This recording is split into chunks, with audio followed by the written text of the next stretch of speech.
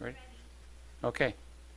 Good evening, everyone, and welcome to the continued January 6th Planning Commission meeting. Tonight is, of course, is December the 12th, 2022. Can we have a roll call, please? Chairman Ernst has been excused. Commissioner Blemire, Present. Vice Chair McDermott, Here? Commissioner Each, Here. Commissioner Medina, Here. Commissioner Clark, Here. Commissioner Bob has been excused, and Commissioner Besson. Here. We have a quorum. Okay. Can we please stand for the Pledge of Allegiance? I pledge allegiance to the flag of the United States of America and to the republic for which it stands, one nation, under God, indivisible, with liberty and justice for all.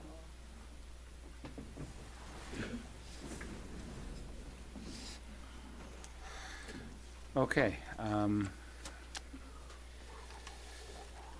Any amendments to the agenda, Debbie? No, sir. Okay.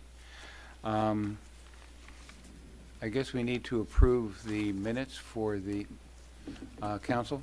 Approve the minutes for the, no? Okay. All right, okay. We'll pass communications. Okay, basically, for those of you who are in attendance, tonight is the continuation of the last Planning Commission here in the city, which was on December the 6th. What we're going to do tonight is basically we have a consultant who is going to finish her report. As you know, there's many items that were in the midst of being addressed at the last meeting, so we have 2 or 3 hanging items. Those will not be discussed tonight. We're going to listen to the consultant finish her report, after which we will have a open public hearing, at which time anyone who wants to make any comments about anything past or present can come up and do so, but there will not be any votes tonight. We are not going to have any votes because there's 2 public hearings coming up, one on December the 19th at the Joe Celestine Center, and another one on December the 20th at the Scott Galvin Community Center. After that, we are going to come back, the Planning Commission will come back on January the 3rd and discuss those items that were discussed, plus those items that came up in the public hearings. And at that point, votes will be taken on the issues that were still hanging from our earlier meeting, as well as those items that came up in the various public hearings. So that being said, Council, I'm sorry. Yeah, no, that's okay. I just wanted to add that for those commission members who are not here tonight, they will be able to watch the presentation on recorded video and continue to participate in the hearings in the future. Okay, very good. All right, Debbie, anything else at this point, or Yes, should we sir. move right to? We also have a few December events that we will be attending and hope the community stops by if they are at that event and says hi and, Okay, if they want to learn a little beyond bit the more about. 19th and 20th. Yes, sir. The upcoming Let It Snow event, we will be there. We have several of those events that I'm sure everyone has been invited to or planning to attend. We will be there with a booth and be ready to, hopefully people will stop by and say hi to us. Okay, very good. What date is that? There are multiple dates on the December calendar, and I can speak to that, Debbie, if I'm you sorry? want. It's me. there you are. Thank you. Silvio will let us know those dates. Thank you, Silvio. Okay. Sure. All right, so that all said, can we begin? Now, we're not going to be stopping at any of the points in the presentation. We're going to wait till she's completely done, at which time we will open public forum for any additional hearings. But again, there will be no actions taken tonight. I just have a quick question. Yes. So we won't be able to vote until the additional hearings Right. have happened. The two issues that we did vote as a board last week, will the community be able to bring those back before us at that time? Yeah. Mr. Hope? So the answer to that is, to the extent that the commission has voted on something, taken a position, my understanding is that those might be subject to a motion for reconsideration. When you receive additional information, somebody in the prevailing side would be able to file a motion and have the board commission reconsider whether to consider those items or not. Okay, thank you. Okay. Okay. Can we begin? Thank you. So I'm going to start by clarifying a couple of things. The first one is that the two meetings on the 19th and the 20th are not public hearings. They're town hall meetings. So it's going to be a format, and I just want people to appreciate the difference because we're not there yet. We're not at the public hearing, except, we're doing this tonight in sort of incremental pieces, but next Monday and Tuesday, we're going to have these town hall format meetings where people can come. We're not going to have formal presentations. The materials are all out there on the website, available for anyone to download them, look at them at their leisure, and they can bring their questions. They, we'll talk about everything, but in a sort of more casual setting. And as far as the dates of the other public outreach opportunities, I believe that Ms. Devi is going to be at the Winter Wonderland event at Cagney Park on Friday evening. If I can brave the ride from South Miami, I will try to make it myself. My colleague Alex is going to be at the Let It Snow event at the police department on Saturday morning as well. And I believe that somebody, I don't know who is going to be from the department at the menorah lighting ceremony on Monday as we simultaneously have the first town hall. So all of those, as Debbie said, are opportunities for people to come by and speak very casually about the comprehensive plan process. They're not necessarily, obviously, in that context, going to be opportunities for having deep conversations, but, more informal kinds of engagement. We'll talk a little more about the town halls, but today, as it is a continuation, we're not going to go back. Yes, sir.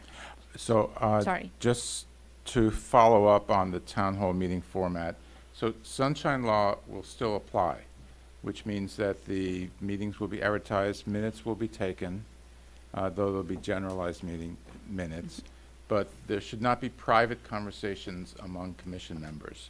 Your commission, any conversations should be public conversations. And Okay. they're not required to attend, the commissioners, right? Is that correct? They're not meetings of the commission. Yeah, they're not meetings of the commission. This is actually meetings of the community. Yes. To learn more about the comprehensive plan and to share some thoughts or ideas that they may have about it. And quick question. You're all welcome to attend, but I think that's where the council's admonishment begins to apply. And Okay. when does this go before the commission again? Because Well- last week, we were under the impression we had to vote because there was a Right. special meeting They coming up. they decided to hold off until these town hall meetings are complete and that's why it's the voting will occur in January for planning commission. We anticipate sometime in the latter part of January. We're just not quite, we hope to have it on the 24th, Okay, but it's still TBD. okay.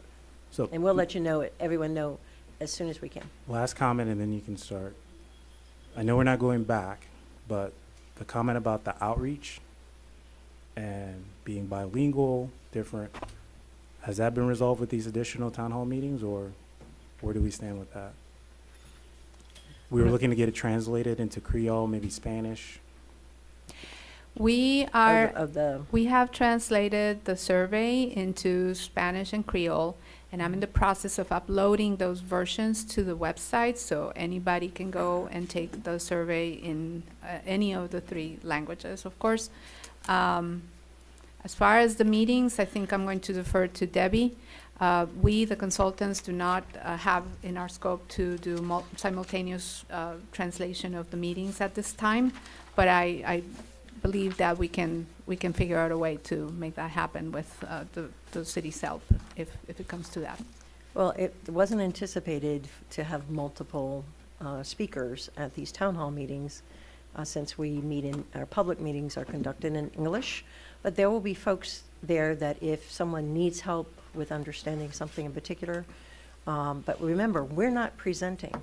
We are giving a very brief, thanks for joining us, now you tell us. These are listening sessions primarily. And so it's not like we're presenting materials in English. We're simply being there to help folks address any concerns or comments they have.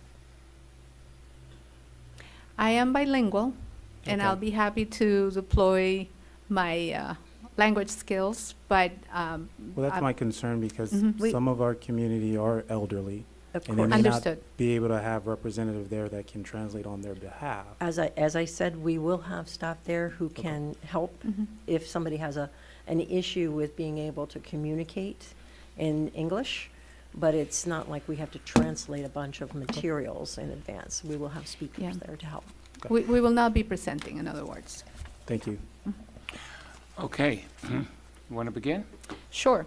So, as I was saying a moment ago, this is a continuation of our previous meeting, and where we left off, if anybody remembers, was right after we presented on the key issues, the key policy changes regarding the what we now call the mobility element. So before I jump into the next one, which is going to be the housing element, I want to just emphasize for the benefit, I made this point the other day, but I'm not sure how strongly I made it, and I want to emphasize it for the benefit of those who are present here. Oh, excuse me, Um, can yes. you introduce yourself, David? Of course, of course. My name is Sylvia Vargas, and I'm a principal planner with Calvin Giordano and Associates. And I have been leading for the past 8 or 9 months, I guess now, the process of helping the city update the comprehensive plan to meet the statutory requirements of the 7-year evaluation and appraisal review cycle. And I'm here tonight with my teammates, Eric Liff from Lambert Advisory and Carla Ebenbach from Ebenbach Consulting, and they will have their opportunities to come up and reintroduce themselves and speak to you about their work. So what I wanted to just, by way of preamble to the rest of the presentation, is emphasize that we're not starting from scratch here. We're not doing something that is a radical departure from the comprehensive plan that exists today, that the city has adopted, the 2036 comprehensive plan. The other day we presented the land use element, and I reiterated that the only major recommendation that we're making as far as the land use pattern is the possibility of eliminating the neighborhood redevelopment overlay. And I presented the reasons for our recommendation with respect to that. Other than that, the rest of the land use categories are in place.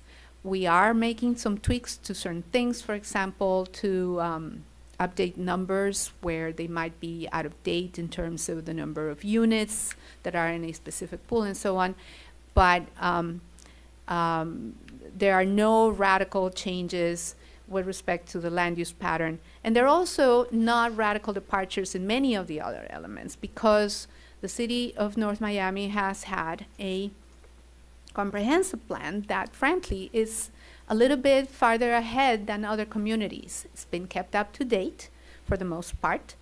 And the city was already thinking about some of the same topics that we are now sort of trying to elevate to a different level, and to use as, I think I used this same sort of metaphor the last time, but to use this as the threads that tie all of it together in a more emphatic way.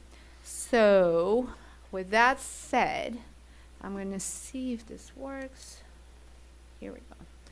I got a little bit of ways to go here. But we were about to jump into the housing element. And let's see, we're almost there. We have as our a part of our overarching commitments with respect to housing, the need to address in an equitable manner the needs among all income levels, including very low income families and special needs, the elderly, foster care, etc., creating standards and regulations for the use and development of land to service the community's current and future housing needs. In other words, make sure that we have enough land dedicated to future housing development to serve the projected population, promoting what we're calling high-quality living in housing environments. So that talks about the character of neighborhoods. It talks about the character of development, future development and redevelopment. It talks about the quality of the public realm as well, because all of those things make up for quality living.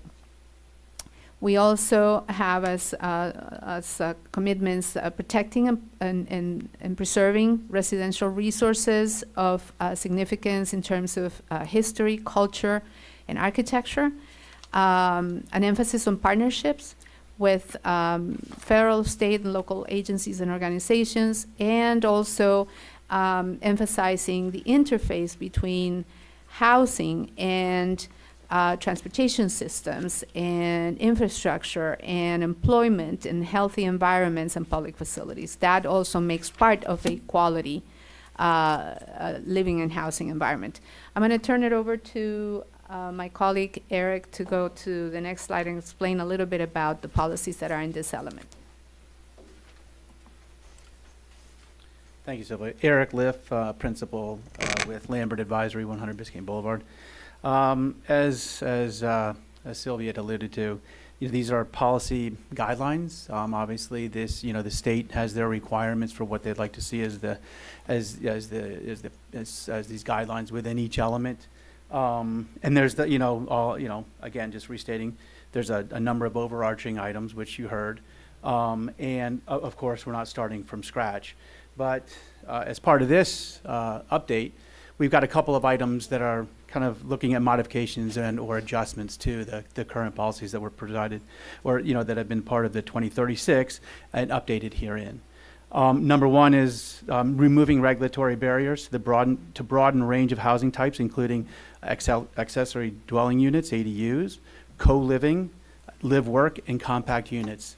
Really just giving an opportunity to expand the housing inventory and the type of inventory to make sure we can accommodate, like Sylvia said, the range of housing that's going to be needed for all types of residents, including the affordable workforce and the market rate.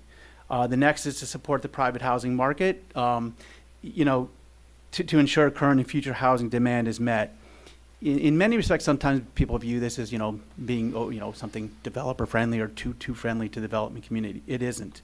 It's actually making sure that you work, with the qualified and the credible development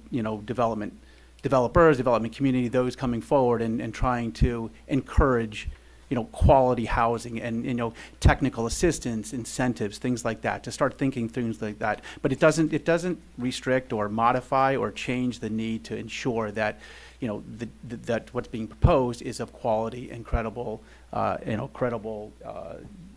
standards that need to be met by the city for all of its residents. There's also encourage innovative concepts and emerging technologies. We're actually seeing it right now. If you're seeing a lot of articles now, public in the New York Times, actually there's a big article in Wall Street Journal about 3D printing. And these help to mitigate costs. They're not fully vetted yet. They're not wholly available at every level, in every municipality, but certainly something that we want to consider and look forward to kind of doing a little bit more research and obtain more information so that we can apply it to the city. Preparing comprehensive neighborhood assessments to identify areas of need or a stabilization with a prioritization plan to address these changes. Again, for each community, we want to make sure we understand the challenges and the opportunities and kind of identify those programs that can help mitigate the challenges and create the opportunities for a broader base of housing. The other, I think that's very important is to, is reserving 15% of the floating pool unit, and Sylvia had spoken about it in the previous meeting about our floating pool, reserving 15% of that pool for affordable and workforce housing units, and provide density bonuses, based upon these incentives.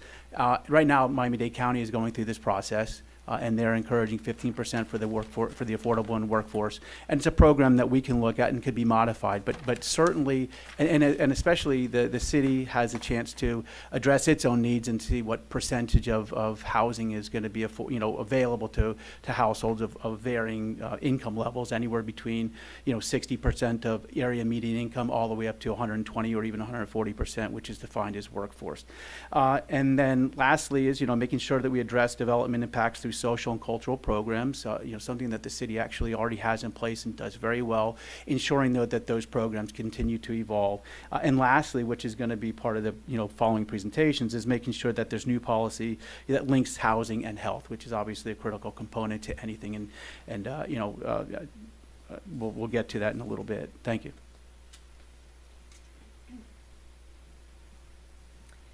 So our next, am I coming? Thank you. Going back. Our next element is infrastructure, and I'm not sure if we have our AECOM partners on the line. We do, joining us tonight. Okay. As you all know, we had finished, we'd worked with AECOM, a consultant, to do an infrastructure needs study for potable water and sanitary sewer. And they are actually on the line with us tonight to talk about their findings and what our needs are. Sylvia, do you want to start, or do you want Sure. AECOM to jump in first? I can just sort of preamble and put it in Please. context. This study was really critical as an input to the work that we have been doing, because it's one thing to have a population forecast and to estimate the number of housing units and say this is how much land we need, but and these are the policies that we're going to put in place to incentivize development growth.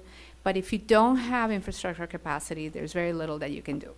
And so there's two ways in which communities address infrastructure issues. We have levels of service standards that are embedded in the comprehensive plan, as you probably know. And every development that comes into the city has to show that they can meet that.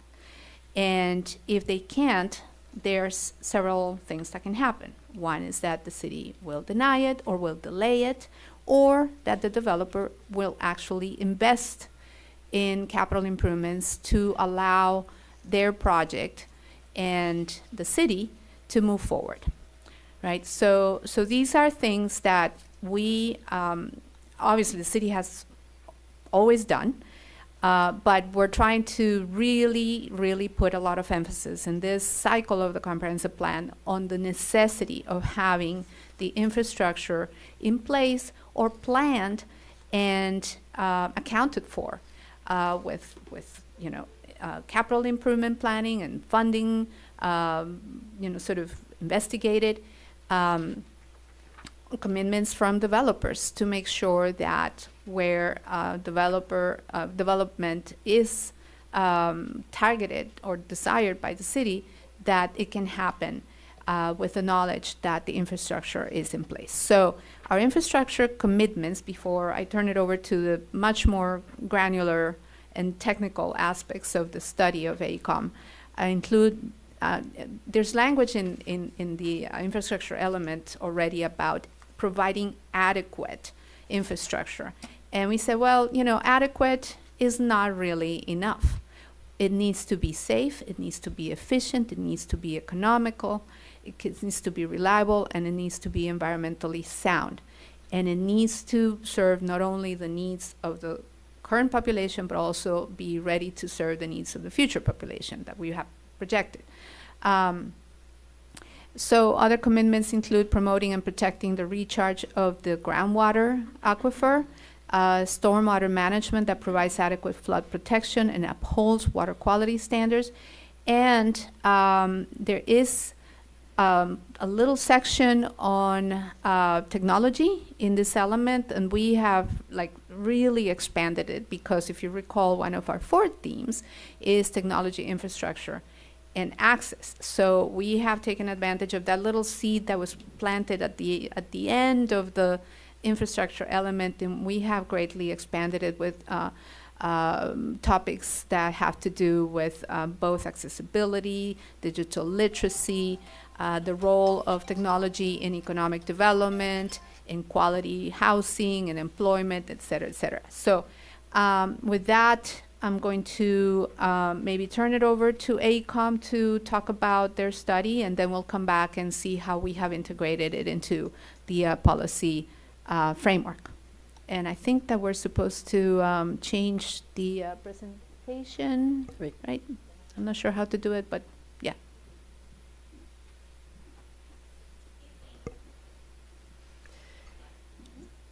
Oh, it is up. Okay. Alex? Yes, hi, hello. Hi, Can you guys hear Alex. me okay? We can. Would you introduce yourself, sir? Yes, hi, yeah, my name's Alex Alm. I'm here representing AECOM. We had the pleasure of working with the city and conducting this hydraulic modeling analysis for the infrastructure study. And everyone can see my screen okay? Everything's being shared correctly here? Yes, it's in. It's not in presentation mode though, Alex. It should be. Is it in presentation mode? No, that's okay, Or is buddy. it I think still- I think we can see okay. Oh, sorry, I can make it a little bigger. All right, Awesome. Thank you, sir. of course. So just a short agenda, just going through this PowerPoint here. I'm going to go through how we allocated growth to different sections of the cities, the models that we received and updates that we made to the models, our analysis, including our results and findings, and then the cost estimates based on this analysis. So we received the population projections.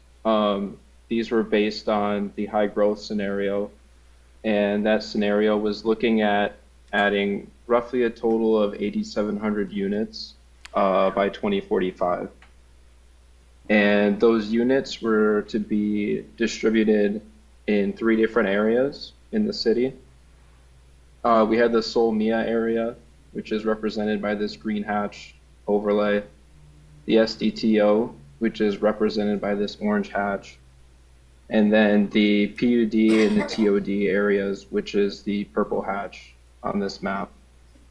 And by 2045, the units were being distributed based on these units here. So we had 5,000 units in Sol Mia by 2045, 2,000 in the SDTO, and then the remaining 1,700 units were distributed throughout the PUD and TOD. That's the purple hatched area. We also looked at an additional analysis, which was taking this high growth scenario and adding another 8,700 units on top of that. For cost estimate purposes, we broke it down into blocks. So we took the 2045 projections, the high growth scenario. We added 3,500 units, 5,000 units, and 8,700 units. And all these additional units were added into the PUD and TOD, the purple hatched area. We also did look to find how many units could be added on top of the 2045 projections. And those are going to be, I'll talk about those when we get to the cost estimate slide. Alex, can you hold on for just a moment? For sure. Thank you so much. Mr. Chair and Commission, the second batch of numbers is, Sylvia spoke at the last meeting, it's for the replenishment of the pools. So they looked at these different scenarios, but for their purposes, their planning purposes of our infrastructure needs, remember, we went with the high growth scenario, so we had ample capacity no matter what growth scenario the city selects. Okay? All right, go right ahead, Alex. Thank you for that. For sure. So we'll start with the potable water system. So for kind of the overview for the planning horizons and the model updates, these were the planning horizons we looked at for the modeling. We had the base, which is just existing conditions, and existing conditions for the purposes of this analysis was 2021, and then broken down in these different blocks. For the modeling, we received the model from the city. It was using WaterGems. It was last calibrated in 2010 and last updated in 2011. We did do some updates based on the 2021 GIS we received from the city, and also some other updates just based on discussions that we had with the city. In terms of capital improvement, the main criteria we looked at when deciding when the system was failing and when upgrades were needed was the minimum pressure during the max day. And that's basically if we saw the pressure in the model falling below 35 PSI, we recommended upgrades.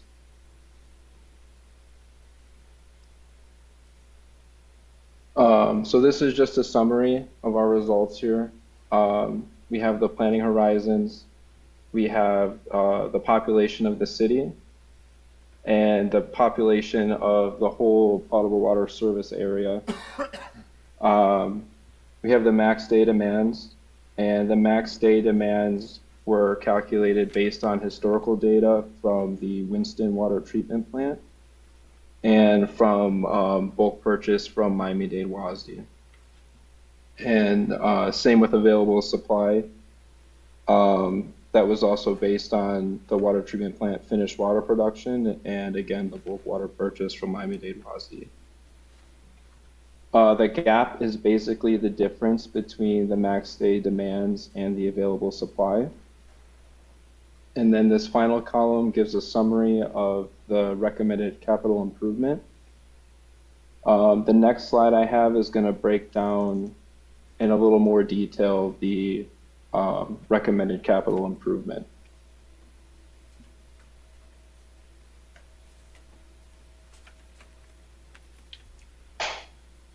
So this gives a little more detail to the recommended capital improvement. For the potable water, most of it was either upgrading existing water mains or adding new mains.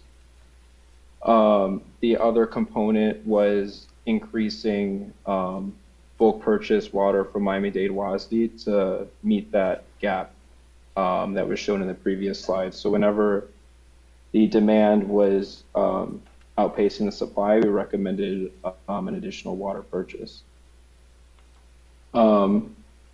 Again, for the cost estimates, we broke down the additional units into these three blocks of 3,500, 5,000, and 8,700.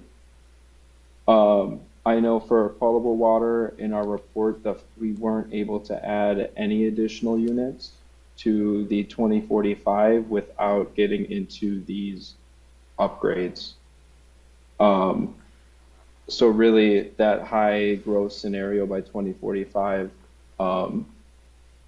is really the max, and then there's additional capital improvement required after that.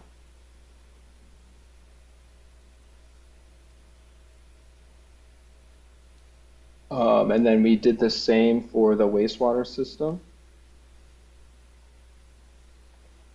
So again, it's the same planning horizons as potable water. The model was using XP Swim, last updated in 2019 and calibrated in 2016. Same as the potable water, we did update the model based on the GIS from 2021 and additional input from the city. And the criteria that we looked at when doing this analysis for wastewater, we looked at the gravity sewer, if there was any flooding above ground level. We looked at velocity force main, if velocity in the force main ever was over 6 feet per second, we recommended upgrades there. And then at the lift stations or pump stations, if there was insufficient capacity or they couldn't deliver head or meet the system pressures. So again, we have a similar summary table to the potable water with the planning horizon scenarios, the total city population, the population of the wastewater service area, and the average daily flows estimated as part of this study. And then again, a breakdown by planning horizon of the estimated capital improvement that would be needed. And then we have, again, a little more detail for the wastewater cost estimates. So for wastewater, it was a little more forgiving than the potable water. We have, again, the same 3 blocks for cost estimates for that additional units on top of the high growth scenario. The wastewater was able to add an additional 2,300 units on top of this 2045 total before getting into this, into these additional upgrades required. But again, here we have just kind of the cost breakdown by planning horizon for wastewater. And just to note on these cost estimates, these are more of a planning level cost estimate intended, for budgeting purposes. And all of these dollars are in 2022 dollars. So obviously, in the future, these could be higher based on inflation or other factors.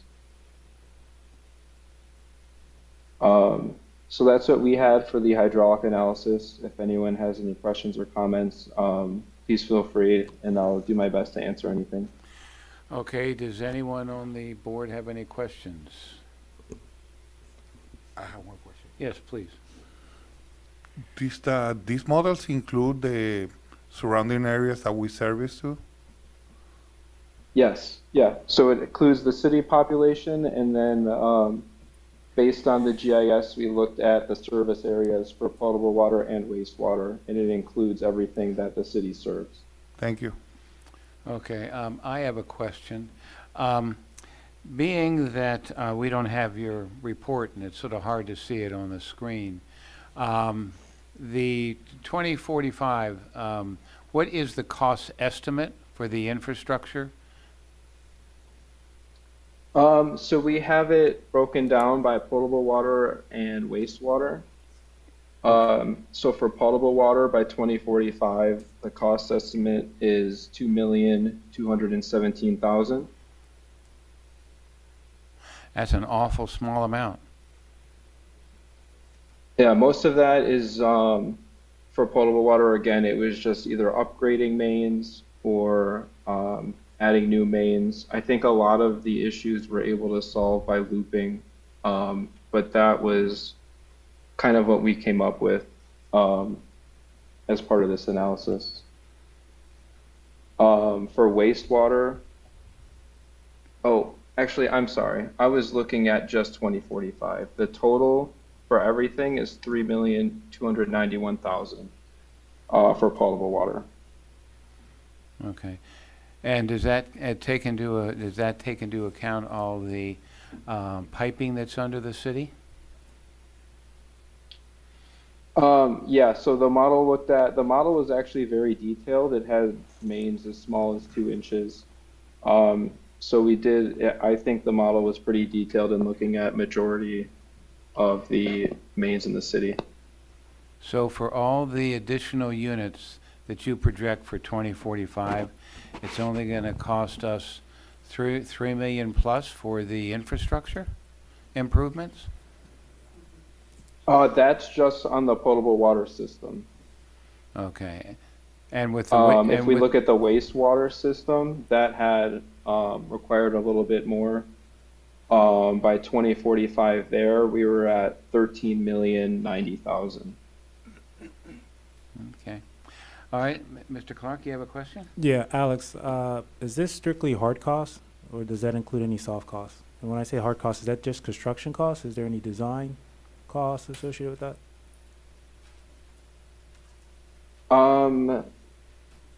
I'll have to refer to the report.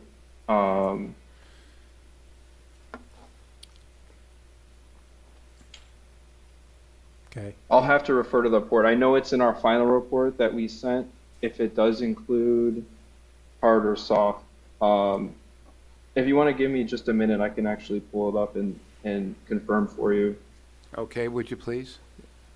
And Debbie, For sure. is there any other costs outside of what they're projected that we may need to incorporate in part of that?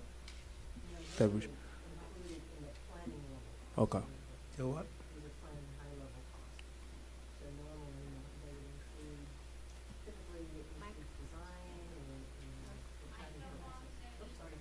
Normally it includes like design and things like that in those costs. So if they did not include that, that would generally run about 10% for design purposes, just in typical calculations. And then my last question would be, the pricing is all in today's dollar. So Alex, in your opinion, is there a standard escalation rate that could be factored out? In my experience, there's usually a standard that goes out to about 5 years. After that, it's anybody's guess. I know it kind of varies based on the project.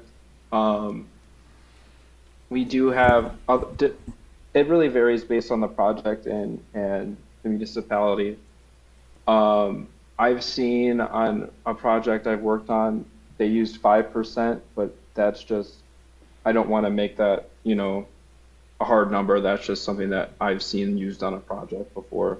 But it's something that can be done if the city of North Miami was looking to do that. I have seen costs kind of projected.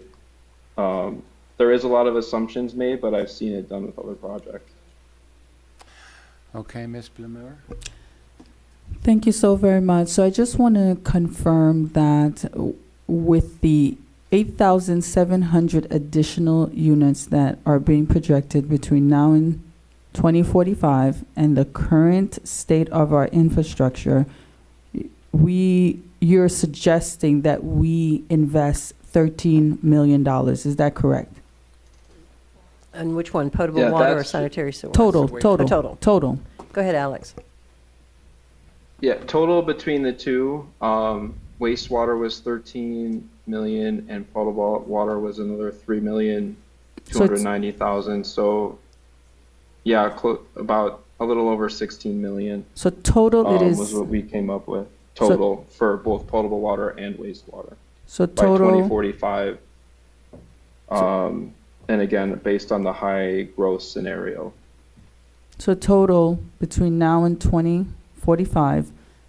the city of North Miami should look to invest $16 million total. Yes, that's based on our analysis, our hydraulic analysis. And of course, with Yeah, to be Clark. clear, that's based on today's dollar. So based on the numbers you showed, it's a phased approach. So we're not spending $16 million day one, but the $16 million won't cost the same 10 years from now. So over time. Exactly. Thank you so much. And Okay. Alex, would you speak briefly about potable water?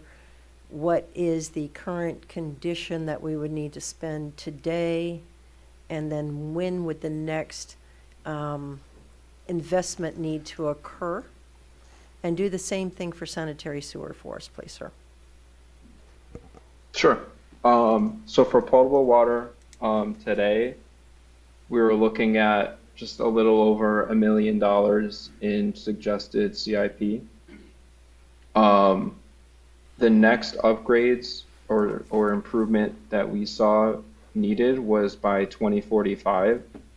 So you would really have from today until 2045 to make the additional upgrades seen in this bottom table. And that includes upgrades to water mains in the system, as well as increasing water supply to meet that gap between the projected max day demands and the city's current treatment capacity. And for wastewater, the improvements required today was a little over $4.5 million. And that's basically mainly force main improvements and an improvement at one pump station. And then there would be additional improvements pretty much every planning horizon through 2045. So 2025 would need an additional almost 2 million. 2035, again, a little over 4.5 million. And then another almost 2 million by 2045, in 2045. Okay. All right, anyone else have a question of Alex? With regards to the infrastructure, when we do a new project, isn't there an offset on impact fees? Debbie?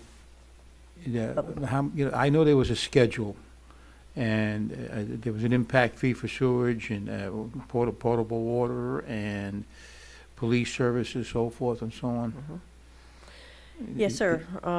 The bulk of our impact fees, a lot of the impact fees go to Miami-Dade County. But they do come if there's a portion that comes to the city. So, and then the developers have to make any upgrades to the infrastructure needed Okay. to serve their development. Okay, that's good, So if when they go to Public Works, for example, and present their utility assessment, Public Works may say, you have a 2-inch line here, and this infrastructure study said we need to upgrade to a 4-inch line along 4-inch. the street, then that would be part of their mitigation requirements. So a lot of that will eventually get replaced. But when we do this as development comes in, it's not going to be. As a so development, yeah. each So the development- developer's responsible for a Right. great deal of the infrastructure. Only the impact that covers their. Their development. part, yeah, okay. Right. So in other words, if we have a project that's going up like on a whole block, that they would have to replace the water mains and the sewer mains, that would affect that particular geographical area usually. Potentially, yes, depending upon the The result of what stormwater happens runoff, with, okay. when they confer with Public Works, and Public Mhm, Works mhm. says, you need to do this or that or the other. The other question with regards to that, this project that we have going by the YMCA, or the old YMCA, is on 17th Avenue. Now, they're going to get their supply from North Miami Beach. Why is that? Why couldn't we run our lines over to them? That's just Public Works the decision? current agreement, that's all I can say, sir, that's Okay. the current agreement for that particular area outside. Although it's within the city, it's its own boundary and it's surrounded by. It's a short main 2 thing. blocks or whatever Yeah. from, I And so understand that, all right. that would require us extending our lines out that way. Okay. And most of these repairs themselves would actually come out, or the upgrading would actually come out of the enterprise fund itself? I would assume so, sir. I can't answer that question. Okay. But I'm assuming that's usually where a lot of that comes from. It would be a separate, it's not from the ad valorem tax, it's from the enterprise fund that would be paying for that. Okay, I think you. It's whatever the public works funding that is dedicated to pay for infrastructure. Okay. One, Dr. Medina? Yeah, I just find Alex, I just find the numbers a little bit short, not a little bit. I mean, that our system is leaking water like a siphon. There is flooding all over the city from the sewage system. And I just find it extremely short as far as I can tell. You know, the amount of money that we will have to invest on upgrading our infrastructure. It's just, I find that unrealistic, to tell you the truth. Okay. Alex? Alex? Yes. Yeah, one last question. We understand that new development will have to do their part in hooking up to the system and paying for the cost of the infrastructure. I'm like Dr. Medina, and I'm a little worried about the estimate for the cost of carrying it to where it's supposed to go. Once, maybe twice a week, every week, I get notices of water main breaks all over the city. And I just think that 2 or 3 million is just a way underestimate of what we're really going to have to spend to repair a 75, almost 100-year-old structure under the ground. When we were addressing slum and blight and forming our CRA, the county said, "Ladies and gentlemen, the slum and blight is under your feet." I think 2 million is just a very, very conservative estimate of what the real cost is going to be going forward. But that is what your estimate is, correct? Yeah, and this estimate is, it's really just based on the growth, the population growth. We can't really see, old mains and deficient mains. This analysis really was just looking at the projected growth and then looking at the new infrastructure that would be required to connect, all these additional units. Yeah, so this really, In terms of failing infrastructure, that you So- might have to look more at like asset management or things like that to Alright. see, so this, where the city should focus on upgrades of that nature. oh, so this doesn't address the current deficiencies at all? No, that's not true. Well, it does, we ran the model for base conditions and we see where there's low pressure in the system. That was really our criteria for this, is where is there low pressure. We didn't do like a full asset management looking at, the age of mains and things like that in terms of those upgrades. It's really just looking at population projections. Okay, so the existing could be a substantial number, in addition to the... Yeah, in terms of if there's, deficiencies in the system, in terms of leaking mains, old mains. I know in the model, the unaccounted for water loss was very high. That's not something that we looked at. We used the unaccounted for water loss that was in the model. But that is something that the city should address. I do remember that number being very high. Yeah, separate about, from, yeah, separate from 20%. new Right. units. And we, that's one of the policy recommendations is for us to do a leak detection study. Yeah. to Okay. figure out where those leaks are occurring and then how to repair them.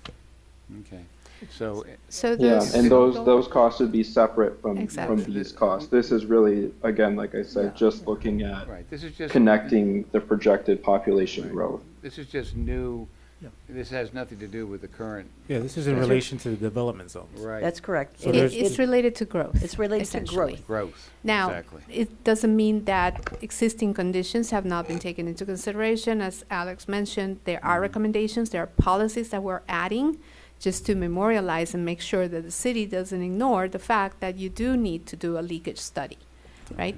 So that will reveal its own scope of work and its own estimate of work to address that. But it wasn't part of their scope to do the Okay, comprehensive. I just wanted to make right? that clear, Yeah. that's all. Right. Just wanted to make it clear. All right, Alex, thank you very much, unless anyone else has a question?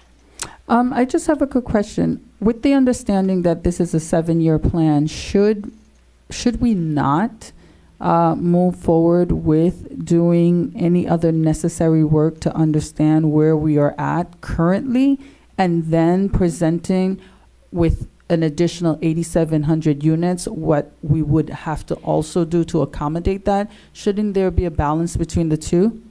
There is. Certainly, remember that what AECOM is helping us do is to estimate, well, two things. One is how many units do we put in the pool, which is one piece Right. of the equation. And the other one is how do we serve the infrastructure needs of that future growth, right? We have policies that address that part, and we also have policies that address their other recommendations with respect to bridging the gaps in current service. For example, the looping of the infrastructure in order to correct those low pressure areas, for example, and those. And Alex, if I'm misspeaking, please don't hesitate to interrupt me on this. But what we are trying to do with their study, knowing that there are other studies, is to incorporate the recommendations so that we can make policies out of those that obligate the city to take action. Second, just to point out, the plan itself is not a 7-year plan. The plan is a 20-year plan horizon. So that's what we're planning for. Those 8,700 units, if they happen, would occur over a 20-year period. They don't come all at the end, 8,700 units all of a sudden, or 8,700 units in 2023, right? They're going to be happening over time as development comes in. And Eric, in his study of the development trends, has estimated that the absorption rate for development based on recent experience is about 300 to 400 units per year. So that's what you could expect, more or less moving forward. Maybe a little more. There may be years that are much less than that. And each one of those create their own cycle that you have to plan for. Because remember, the city is on a 5-year capital improvement plan. So even today, we're going to be putting the 5-year capital improvement plan in this comprehensive plan, which addresses not only what they're talking about for this next period, but also things that were already in the capital improvement plan that are going to be updated on a year-to-year basis, right? Thank you. Okay, thank you, Alex. Yeah, I did want to address, someone asked a question earlier about the costs and what's included. I did find that information. If that is still relevant, I could provide that as well here. Yeah, that'd be great. So the construction cost estimates include permitting costs, sales tax, general conditions, as well as overhead and profit. Miscellaneous costs are 20% and account for additional process equipment, electrical equipment, and instrumentation and control system needs. Contingency costs vary from 10 to 40% to cover unforeseen field conditions and complexity of any given project. Permitting, design, and construction phase services are 20% and account for permitting unknowns and complexity of a given project. Okay, thank you. So it did include design. Of course. Okay, again, Alex, thank you very much. Of course, thank you. I appreciate it. Okay. All right, can we Can we go back to the other presentation on Uh-huh. the screen? Thank you, Alex. Yes, thank you.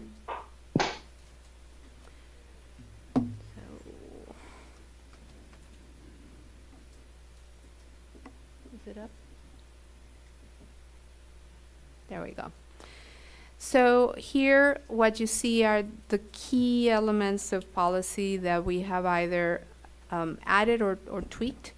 And they include a lot of the recommendations that came out of their study, not just with respect to the cost of infrastructure and the deficiencies and gaps to the future, but also, for example, they made some observations with regards to the level of service standards that the city has right now in place, and noted that the level of service standard for potable water and sewer was a little higher than the actual usage, and that other cities as well. So we are making some adjustments, or at least recommending that those adjustments be made to have more realistic level of service standards. We're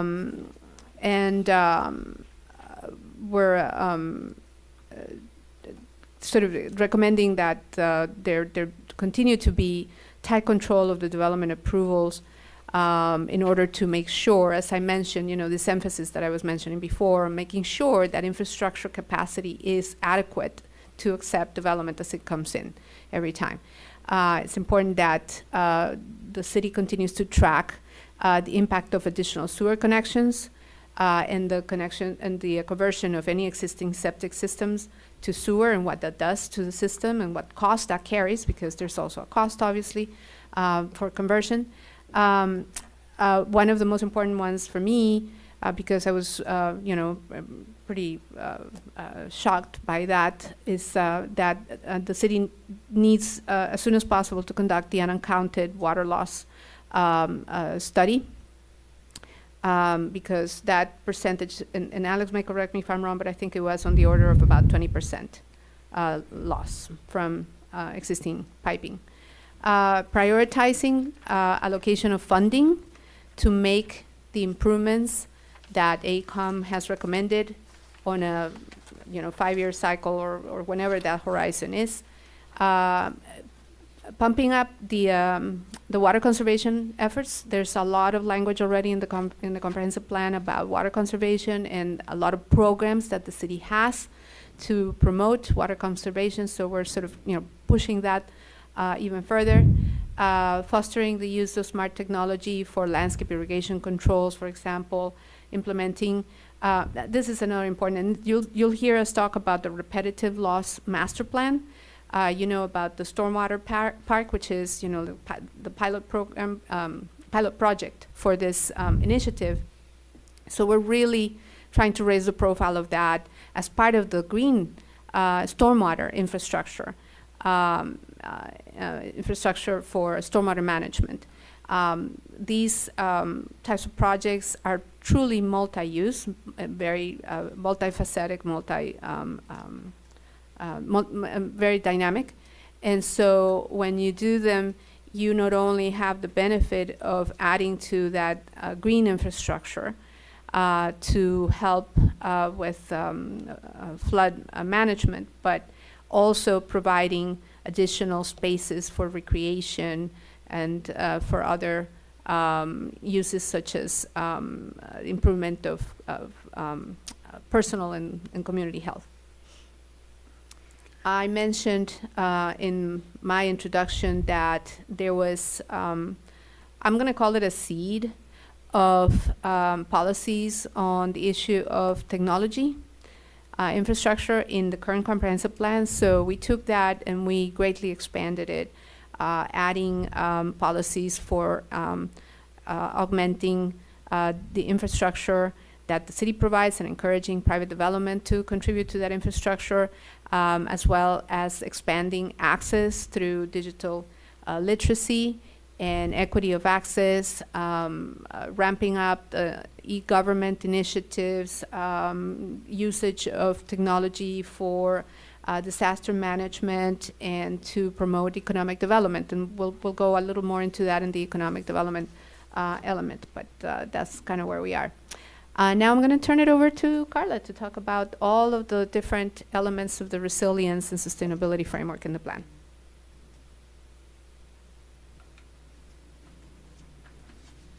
Good evening.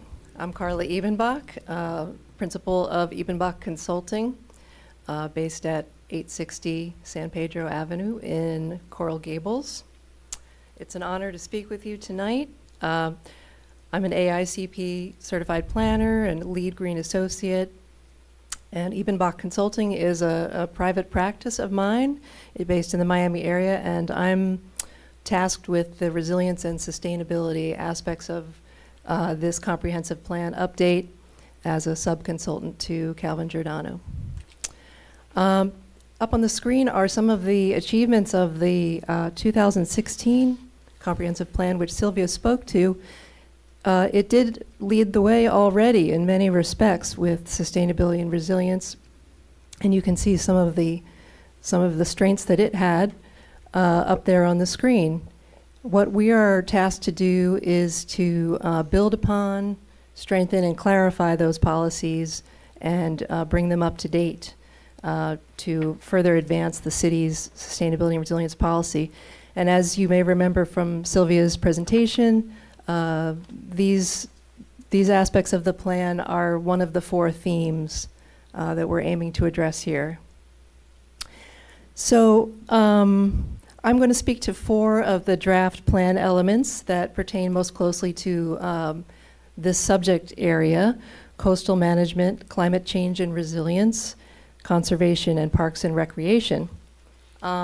I'll touch on some of the issues related to each and then focus on some of the key policy updates, trying to give you perhaps an example of something in particular that's new or significantly strengthened in the new plan. And I did find myself involved in actually almost all of the elements of the plan. This is an interdisciplinary subject area. And so I was involved in many aspects of the plan, but we'll touch on that just briefly at the very end of my remarks. So I look forward to your feedback as well as your questions. And we'll move on. So we did kind of a SWOT analysis as part of the looking at the existing conditions in the city. And this is just one piece from that analysis, identifying some of in general, the assets that North Miami has. First and foremost, it's already been said that in many ways, North Miami has been ahead of the curve. It's my understanding that the city was the first in the state to adopt a climate change element in its comprehensive plan. And the commitment extends to, the work of the staff and the studies that have been done. Certain key studies have been done that start to form the baseline of a fully fledged climate action plan. For, very importantly, the climate change vulnerability assessment, the municipal greenhouse gas inventory, and also we've started to reference this repetitive loss floodwater park master plan, which I think is another important piece. There are some older plans with respect to trees and bicycles, which are in need of updating. All of these things together form an important web of information that the city can use to move its strategy forward. There are many ongoing actions in the city that are supportive of sustainability and resilience, such as all the work around transit and TOD, which not only represents a way to cut down on emissions, but spark economic activity. And there have been efforts to facilitate bicycling and plant trees and green the city overall. Now, it's important, of course, in this analysis to point out that there are some weaknesses or challenges to address, as well as some opportunities. We identified some of these concerns up on the screen. In terms of some of the weak spots that we found, that middle graphic, resident disaster preparedness is probably one of them. Continuity of some of the committees and programs, generating some staying power to the partnerships between the community and the leaders of the city to carry forward actions. Enforcement of regulations such as against dumping or against the harm of trees. That's another area that could be stronger, and that includes sort of the need for a stronger standard of care for city trees and landscape. And of course, the underlying economic resources of the community needs to be considered in terms of the ability to weather shocks and stresses such as major storm events and other health crises, et cetera. Green infrastructure is another area where we could be doing better, and just overall engagement. In terms of staying on sort of on the negative side of things, of the ledger, the climate change vulnerability assessment found some fairly stark bits of information, such as there are some very important resources within the community that are highly vulnerable to major flood events now, including this City Hall complex, including 4 of 5 community centers, all medical facilities in the city, 25 of 28 schools. All but 2 are also vulnerable to storm surge. So these are important considerations with respect to the changing climate. On the other hand, there are also opportunities. With the strengths that the city brings to the table, there are ways that we can move this forward. And I will get to some of these things in a little bit more detail, but the adoption of benchmarks as a guidepost to all future action and investments is an important thing to tie the strategy together. As we've already referred to the capital improvement plan, aligning that with the vulnerability assessment is very important. Creating new master plans for biking, trees, parks, electric vehicle infrastructure, and a full community greenhouse gas study is something that would really help complete the picture of a climate action plan. Further development of the community benefits asked of developers, the incentives and requirements that are put forth to them to help achieve these important steps in securing the city's resilience. And there are others, and we'll get into those in some more detail, but I don't want to take too much time on one slide. So the first element that I said I would be addressing is the coastal management element. It's of course, a particular concern in the coastal planning area of the city, but also it touches on issues in general based on the city's location on the coast of Florida. We are a coastal community here. So it has to do with protecting that area's natural assets for all to enjoy, managing the water-dependent uses, and of course, addressing that exposure to flooding, storm surge, and the potential damage of those things. That vulnerability assessment found some very real and practical implications for coastal living in the city. Some of your more special communities right on the coastline, Keystone and Sans Souci, in just 23 years from now, they will be experiencing severe flooding during routine high tide events, which may render them inaccessible. So this is clearly something we need to look at. So policy, regulation, and actions that we take now, they can mitigate this outcome. And that's why I believe the city has made it a high priority. So some of the policies that we have built upon, strengthened, clarified in the plan are, again, as always, to protect human life and property in the city's coastal area. So it includes new and reinforced language about reducing risk when making development decisions, giving special scrutiny to development in high-risk areas, and limiting that development when possible when storm surge and severe flooding is a potential. There's new language about aligning the policy and regulations, about maintaining shoreline development performance standards in the coastal planning area. And an example of that would be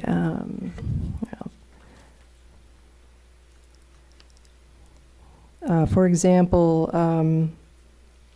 Policy 5A 115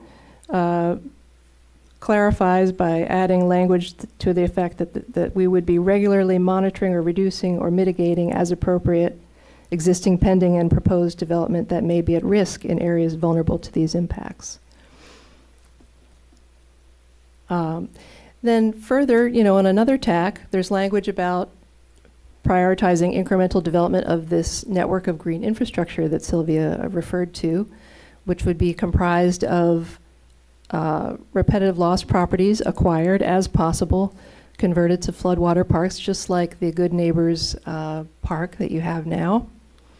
And the idea of these parks would be to divert and drain floodwater away from the surrounding neighborhood, and during non-flood times to serve as a passive recreation resource, an educational park space. The notion behind this is not only to implement the capacity of nature to absorb floodwater, but also to create a resource to the community and to do so in an equitable manner so that these parks are thoughtfully distributed throughout the community and developed in partnership and with sensitivity to the park neighbors, the involvement of the park neighbors, and based on sound guidance and design standards that your 2020 Stormwaters Park Report gave. Another area where we enhanced language that is notable to share here has to do with considering the needs of the most vulnerable in terms of evacuation procedures, designation of so-called resilience hubs. This is something that the city of Miami has undertaken, and we can learn from them. This would be the provision of safe, unflooded locations where residents can access information, shelter, resources in extreme weather events or disaster conditions, and ideally would be coordinated with like a publicly available and resilient technology installation.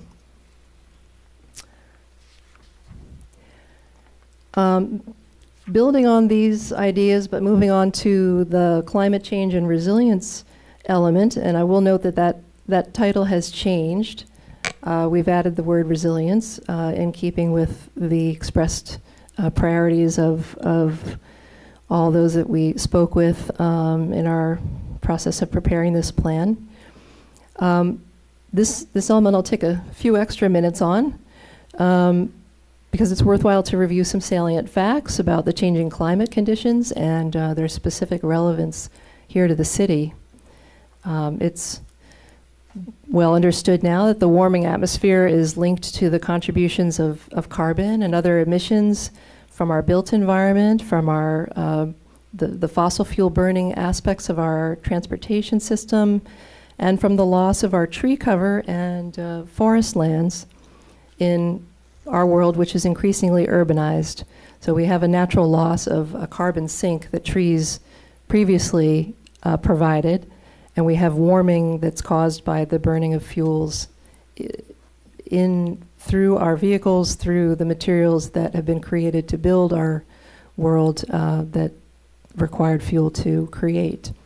And this, of course, is associated with the increased flooding that we already see, and longer and hotter summers. We've had some of the warmest years on record just in the last couple of years, and we've had somewhat more active hurricane seasons as well. So this leads us to think about mitigating these effects and all the issues of storm readiness, the health implications of high heat in the community, the practical issues of flooding and circulation and conducting business. So we look at all the interdependent aspects of the community that make it possible to be resilient in the face of these shocks and stresses. this community's social and economic resources, the baseline of health in the community, access to resources and opportunities, and the ability of the natural features or the hard infrastructure of the community to absorb or channel floodwater. This is just a bit more on some of the outcomes of that changing climate in North Miami. You may be aware that the Southeast Florida Regional Climate Change Compact projects 10 to 17 inches of rise above the 2000 mean sea level by 2040, just a mere 18 years from now. So we are looking at making changes now, and we're especially in need of thinking about the effects on the most vulnerable in the community. It's also important hand in hand to look at the degradation of the local ecosystem, because that affects its capacity as well to withstand these stresses. However, despite all that negativity, on the upside, as I said, we have a long-standing history of policymaking here. We have many studies that are very helpful to spur action, and we have dedicated staff and city leaders. So this plan brings in a variety of new overarching commitments in the area of sustainability and resilience. These commitments are intended to guide all of the policies and objectives that fall below. And so we've added the following in terms of sustainability and resilience: to achieve 50% reduction of greenhouse gas emissions community-wide by 2030 and 100% by 2050. This is fairly standard now among many jurisdictions, and it is in fact the county's target as well. And then similarly, we'd like to assure by 2030 that all residents have support and resources available to avoid displacement, harm, or danger from environmental shocks and stresses. So as you review the draft, you'll find a wide array of policy updates that are related to this element. I couldn't possibly read them all to you, but up on the screen are some examples of where you'll find this type of language enhanced in the plan. We have new and strengthened policies on energy and fuel sources, as well as business and resident engagement, everything including resource management and inclusive decision making. The plan also points out topics that are that should be further studied, such as tree canopy, electric vehicle infrastructure, greenhouse gases community-wide, and environmental quality. And the plan draft provides some directives for the city's LDRs in terms of the green building program. There is a specification of a 2-foot base finished floor elevation and an aspiration to promote walking arcades and street trees for shade, among other things. Now, the third element that I'll speak to is the conservation element. Of course, these are the policies that represent the full set of environmental issues of concern for the city. They're up on the screen there. Everything from air and water quality to well field protection, street tree management, environmentally sensitive resources, regional coordination, and energy conservation. I would say one of the big adjustments we've made is to include now a reference to protecting the atmosphere, and in particular protecting it from warming. And we've given new and strengthened policies on a variety of these issues. Just to give you, kind of an example. One moment.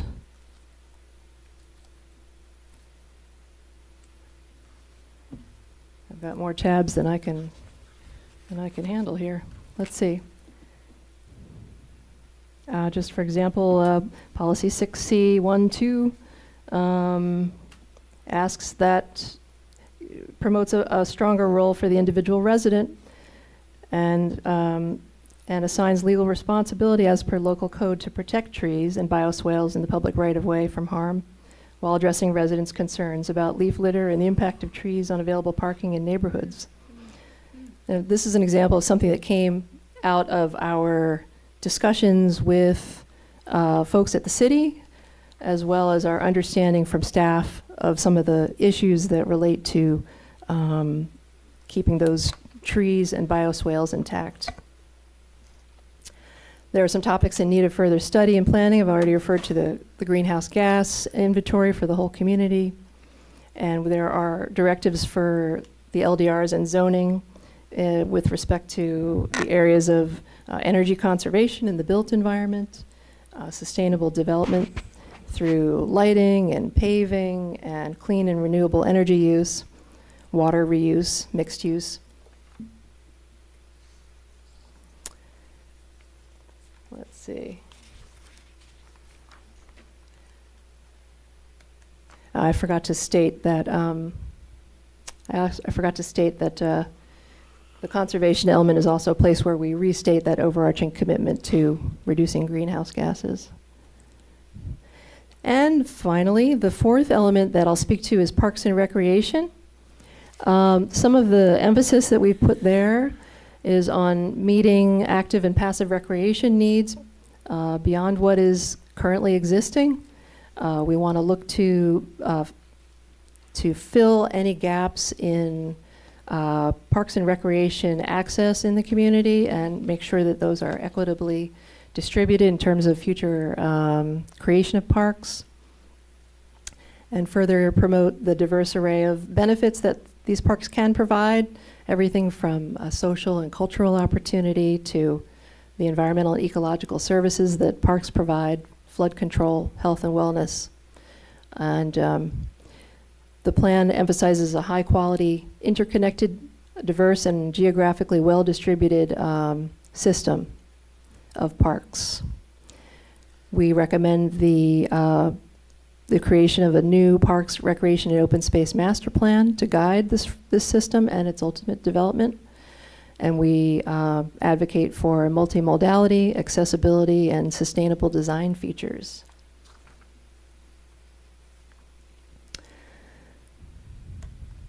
Some of the key recommendations in this element are to shift the level of service standard from a population-based standard to a service shed standard of a half-mile or 10-minute walk for every resident. Another key item is actually to require that the Downtown P3 project include various open space enhancements, that we improve access in waterfront park spaces, that we support multi-use green infrastructure as the idea of the future floodwater park network takes root, and importantly, we learned about the need for better staffing and staff training in the parks and recreation aspect of the city. Parks have been closed for some time, some parks, and it's felt that often the maintenance of parks leaves something to be desired as well. So we need to protect this asset that we have and expand it.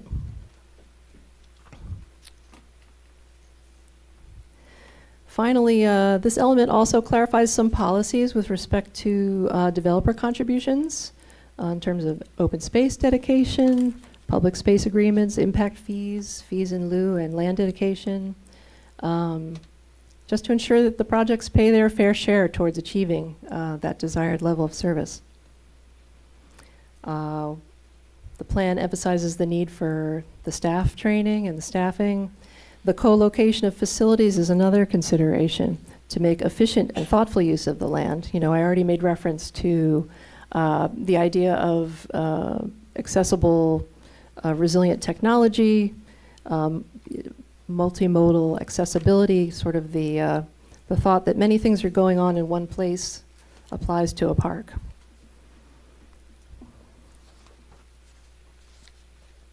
And then finally, I mentioned that, sustainability and resilience being an interdisciplinary issue, it really spans the whole comprehensive plan. So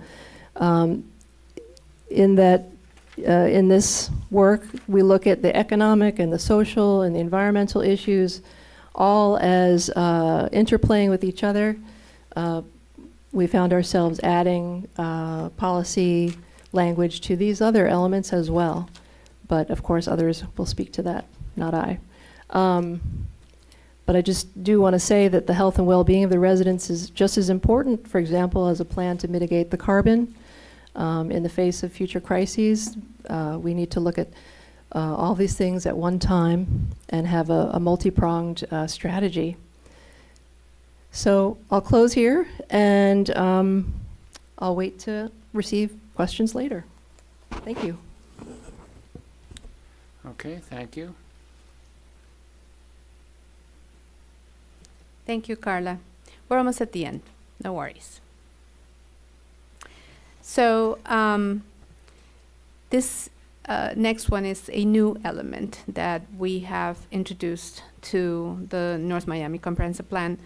I mentioned that for the 4 themes that we have, there are elements that already speak to those topics in one way or another, and sometimes there are references here and there as well in other elements. And what we have tried to do is to bring them to the forefront, to elevate them, to give them their place.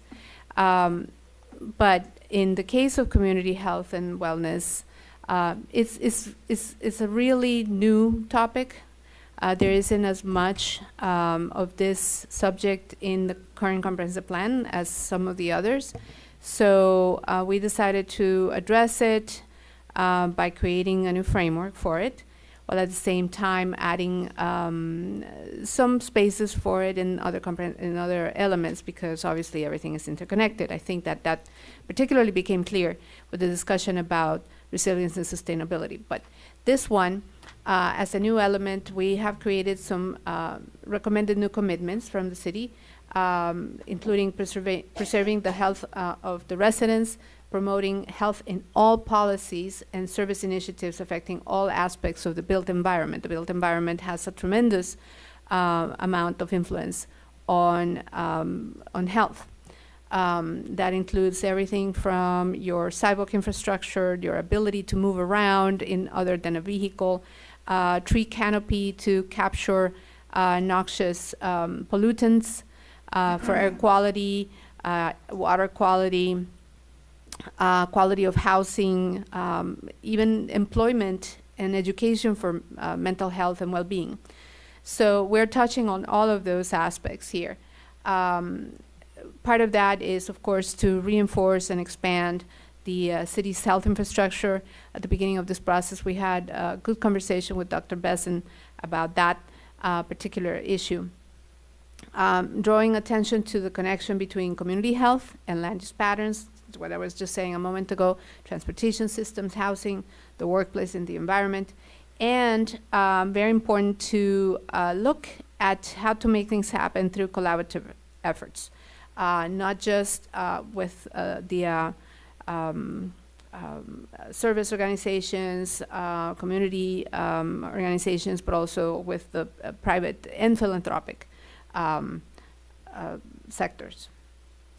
So some of our key, and again, these are all new policies in this element. Some of our key recommendations are policies to facilitate a fully integrated health infrastructure system for equitable delivery of and access to health services. You will notice that we have used the word equity and equitable a lot.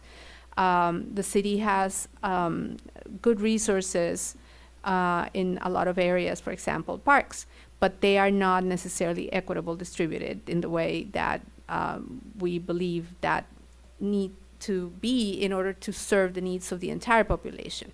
So that's why this word is very important in this comprehensive plan, because it's not just about providing a service, but also making it accessible to everyone. providing the opportunities for everyone to take advantage of those services and facilities. So with that in mind, the policies here include supporting development of health facilities integrated with a range of services that can be accessed in proximity to residential areas, allowing the co-location of senior housing and nursing homes, assisting living facilities, and group homes for special needs populations in proximity also to health services. So, I mean, there's a lot of ways to increasing that kind of access. The co-location of facilities we talked about, not just in this element, but also in other elements such as the Parks and Recreation element.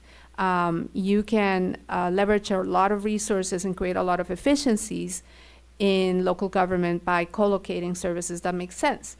Libraries and parks and schools and parks, health facilities, and other types of services as well.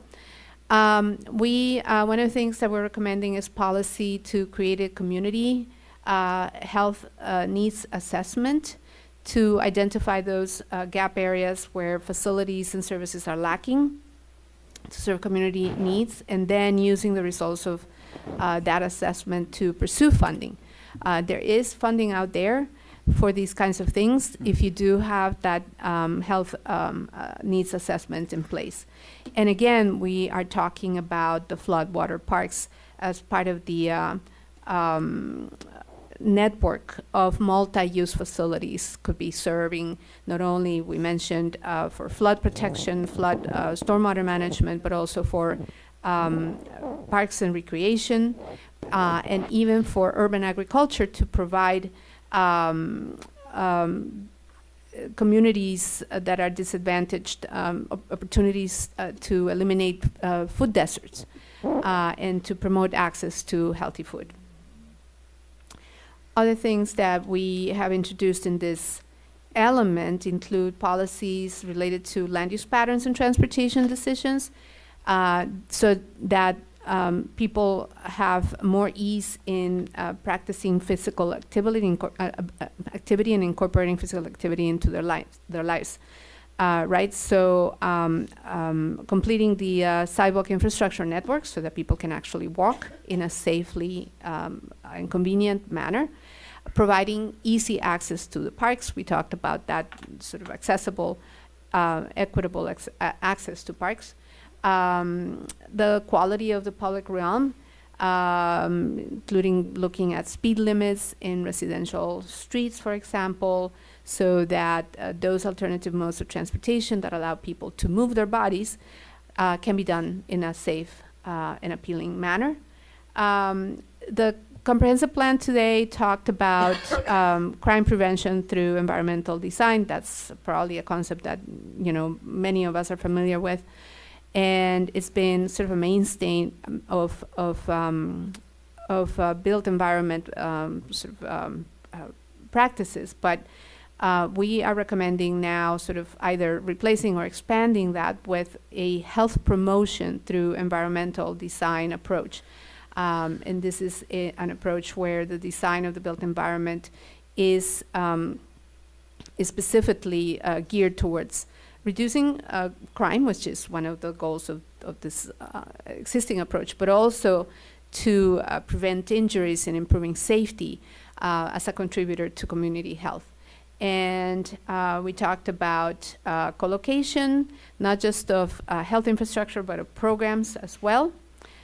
So here we talk about areas that may be underserved, including the Central Business Commercial District, the PCD overlay area, or areas, and the North Miami Transit Station Overlay District, and leveraging the concept of a medical innovation district that is already ongoing at Solemia.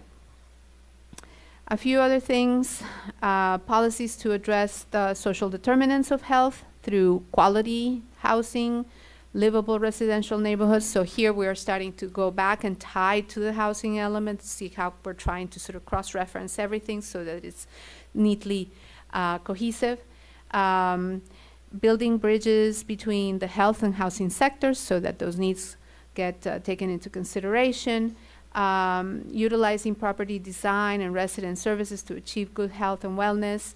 Coordinating with the health sector to help residents achieve dignity, independence, and positive health outcomes throughout their lives, and improving care coordination and care transition for residents, and maximizing residents' ability to live independently through innovative housing concepts such as co-living.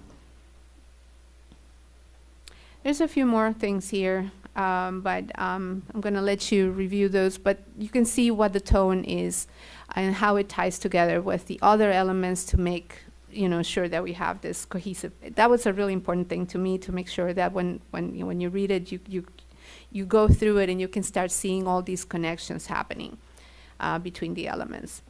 Now I'm going to turn it over to Eric to walk us through a little bit of the housing market, but it's actually geared towards economic development. So there you go, Eric.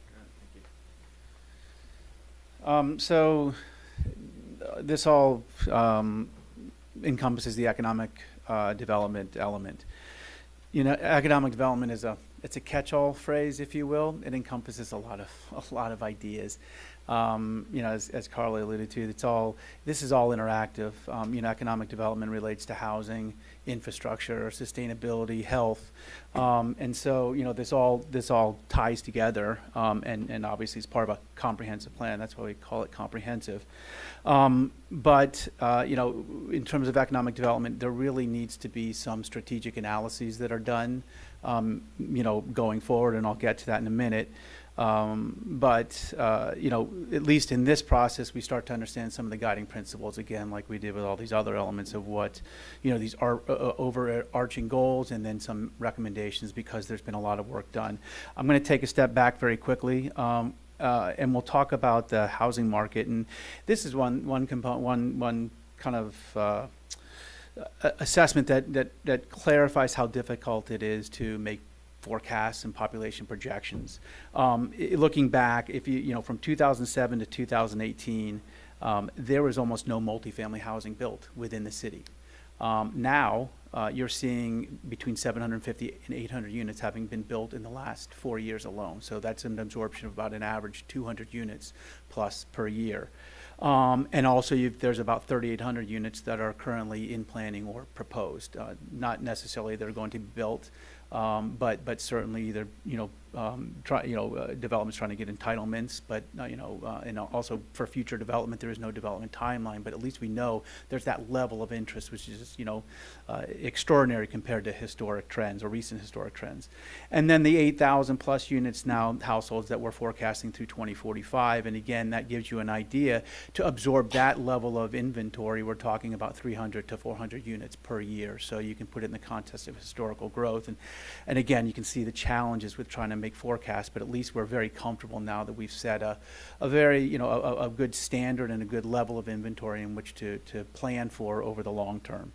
And then there's the important part of the economic development, and it ties to housing, is understanding the housing needs. That was not done, assessment, that was actually previously done through a study about 2 years ago. And just very quickly, within the city of North Miami, 40% of households are what's called severely cost burden, meaning they're spending more than 50% of their household income on housing, and something that obviously needs to, that gets addressed as part of the broader planning effort, the housing element, and then of course the economic development component as well. And comparatively, it's a little bit higher than that of the county, which is about 34%. Similar to the residential highlights, we've got the commercial highlights. Really, in terms of commercial development, specifically office, and some of the higher wage job sectors that we're talking about trying to encourage and promote. there's only been 160,000 square feet of office built within the city in over 20 years. Again, so put that into perspective as to try to understand how we forecast going forward. But obviously now we know that, first of all, moving from office into retail, it's a robust retail market. Obviously, that Biscayne corridor is tremendous, has continued to grow and continues to flourish, and really is a dynamic commercial, broad-based with the discount retail, with the food and beverage, the dining, and apparel and so forth. So it's been dynamic, and the retail is very has been strong and continues to be strong. Some of the challenges, obviously, in some of the corridors that we'd like to see redevelopment, Dixie Highway, 119, physically constrained, so it's very difficult to build, larger projects. You've got site constraints in terms of depth.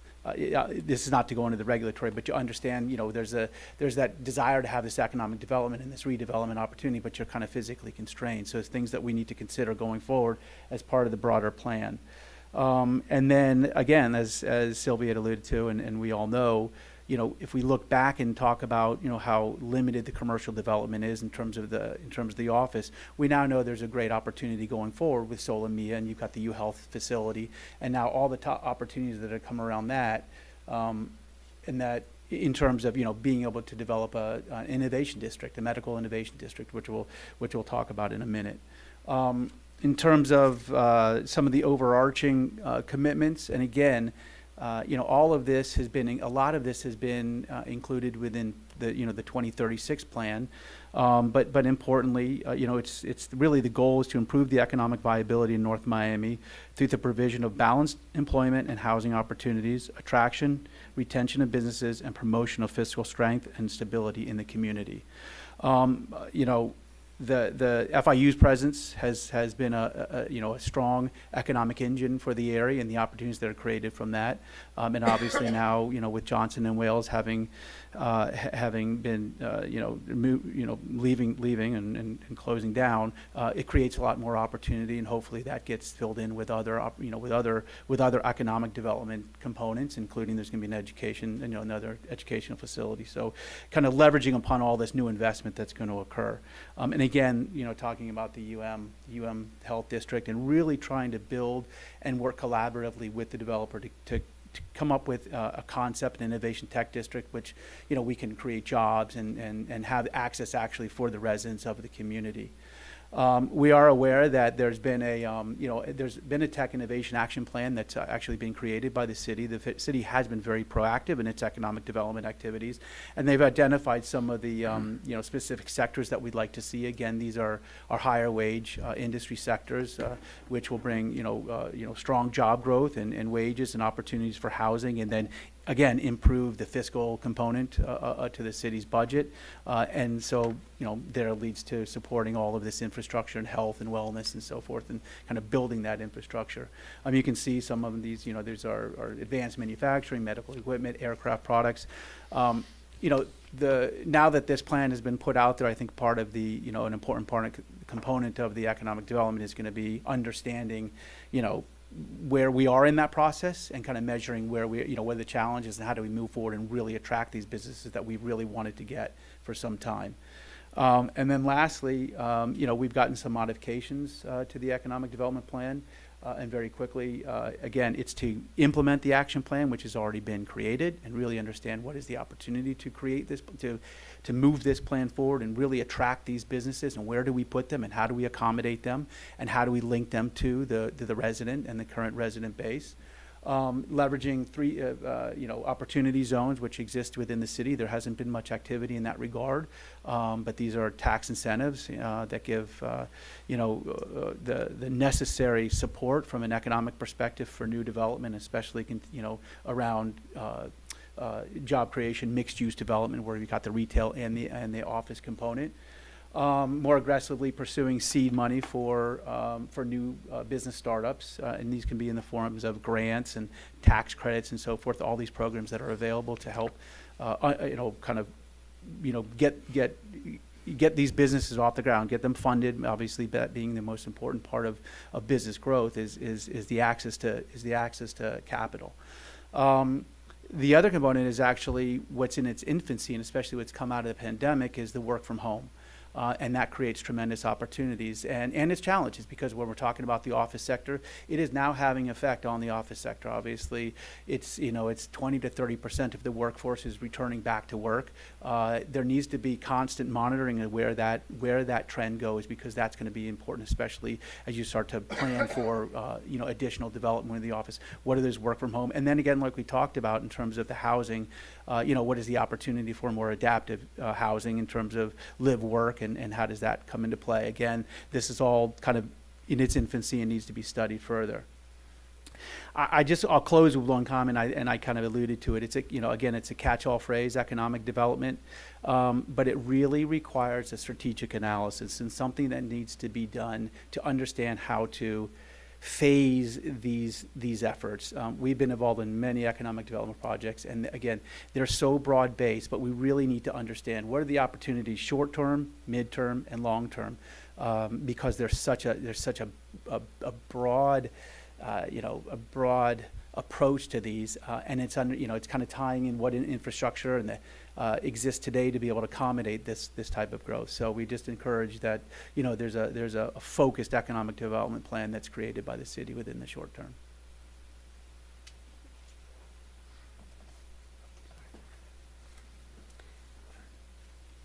Okay, now we're really in the final stages, I promise you. I think that before I jump into the capital improvements element, I just want to say you may have sort of started to see some of the themes that you can detect in the comprehensive plan. I think there's, in the past 7 years, the city has done a lot of studies. They've done a lot of really, really good plans and master plans and studies. And what we're trying to do now is make sure that none of that work gets lost by going into, a shelf on someone's office, but by memorializing these studies into policies in the comprehensive plan, we're obligated to, keep in mind, we're going to have to come back and look what we did. And this plan is going to have an action plan. It's going to have a matrix of all these different policies, and it's going to have some sense of time frame. Is it short term? Eric talked about that to some extent. Short term, mid-term, ongoing, long term. Who's responsible? Who's the lead? Who are the partners? What kind of funding is needed? What kind of sources exist? So that's going to be a really important component of this. And the other thing that I believe I mentioned in my initial presentation is that the current plan has what is characterized as monitoring and evaluation statements. As I read through them, I was not very impressed that they were really policies that were sort of cut from the body of the policy framework and just pulled as a monitoring and evaluation statement. So some of them were okay, but many of them, what I ended up doing, there is a monitoring and evaluation chapter to this comprehensive plan, which is not a required element. It's on the website if we want to take a look at it. So we pulled those statements and we looked at whether they were still relevant, because some of them actually being policy statements had been completed. And we pulled those out and we pulled them into that element. And what we did in their stead is we added true performance, or at least examples of potential performance metrics that the city can use. We're not saying these are the only ones or these are the ones that you need to use, because we didn't do a detailed study of the kinds of data that exists, but we're giving the city at least the choice of looking into those kinds of factors in order to truly on an ongoing basis and regularly check where they are in progress. So again, before I jump into, and I think it's actually a good segue to the capital improvement element. For example, if under Parks and Recreation, one of the policies talks about the creation of a greenway network or green paths and trails. One of the performance metrics can be how many miles do we build every year or every 5 years. So we keep ourselves sort of checking ourselves, right? So that's just one very simple example. But speaking of capital improvements, this element has some major commitment to invest, for the city to invest prudently towards achieving infrastructure systems that are sufficient to support the existing and future population and which are resilient to future environmental shocks and stresses. So what we are recommending here that are major, perhaps changes from the language that is in there is putting more emphasis on the need for infrastructure to be in place to serve development in order to maintain the recommended or established levels of service, emphasis on directing growth to where infrastructure, or at least first, where infrastructure is already adequate or which has been prioritized for improvement. That's a good way to manage your infrastructure investment costs. Incorporating climate change and resilience considerations into capital improvement prioritization processes, and proposing criteria for prioritizing funding for capital improvement projects in the 5-year schedule of improvements, especially as it's necessary to correct existing deficiencies. So we have in our presentation just a placeholder right now. AECOM is helping us to create an updated and combined 5-year capital improvement schedule. This is already existing. This is from your current budget. It's just one part of the overall capital improvement table. As you know, it's a 5-year schedule, and every year you sort of go back and look, and you extend it yet another year. This is a change from the statutes before. You have to do an amendment every year to update the CIP, and now you don't have to do it. So once we have the consolidated schedule from AECOM, we will replace that placeholder in the plan, and that's what will go into the final document. There are a couple of elements that you didn't hear me talk about, and I'm sure you're very happy about that. One is the intergovernmental coordination element. We didn't do too much to it. We tweaked a few statements here and there, but essentially that's, it is what it is in terms of, the agencies that we have to deal with. Some of them have changed names in the past 7 years, so we updated those references. We updated relationships and the kinds of interactions. But other than that, that didn't change a lot. There's also a public school facilities element in the comprehensive plan. Actually, it's not. It's supposed to be part of the comprehensive plan, but the City of North Miami has that reserved. So it's not really in the document of the comprehensive plan, and we didn't touch it. Next steps. So with this, I will close. We talked about the dates for additional public engagement. We have Winter Wonderland on the 16th, Let It Snow on the 17th, the Menorah lighting ceremony on the 19th, and Town Hall at JCC starting at 6 o'clock on the same night, the 19th, and at Scott Galvin Center at the same hour, 6 o'clock, on the 20th of December. So those are our dates for this coming week. That will take us through the end of the year because then we have the holidays. But the website is obviously still open. The survey is still open. Anybody can go and take it. We will keep it open. And then after that, you will all get together in January. Debbie is going to be working really hard in compiling all the public engagement and providing a summary to you so that when you come back in January, you can vote on the proposed amendments. There are different ways that it could be done, and Mr. Attorney tell me if I'm speaking out of order here, but, you know, communities do this in different ways. You can vote on the whole package, or you can vote on the different elements and parts of the different elements. I hope that through this presentation, what I said at the beginning is borne out, that this is not a tremendous departure from what you have, but it's finessing and trying to elevate those themes that already have some footing in the comprehensive plan, and to turn the whole plan to look forward even more than it was 7 years ago. So I'm not going to go into the other days, because everything sort of has shifted now with this process and the forward dates for the first reading. And anything that the reviewing agencies do is up in the air to be determined. So I will stop here, and we're more than happy to answer your questions. Okay. Mr. Yes, Chair, Debbie. If I may, I just have a quick follow-up. I know I think it was you, Commissioner H., you asked where the, no, I think it was you, Vice Chair.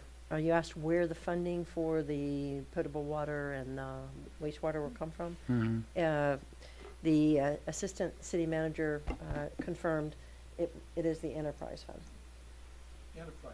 Yes, sir. Okay, very good. Okay, no, the reason I asked, several years ago, the county gave us an estimate of what it would cost to you remember that, Hector? The county gave us an estimate of what it would cost to really fix our portable water and wastewater, and it was in the tens of millions of dollars. And that was what, 2-3 years ago? Yeah. I think it was 2-3 years ago. Yeah, and that was at that. So they were talking tens of millions several years ago. So when somebody says it's 2 million, I'm like, well, But anyway, that's the reason I ask the question twice, so, just to make sure. But before we, again, we're not taking any actions tonight, but does anybody, before we open it to the public, does anybody on the board have any questions for our consultant?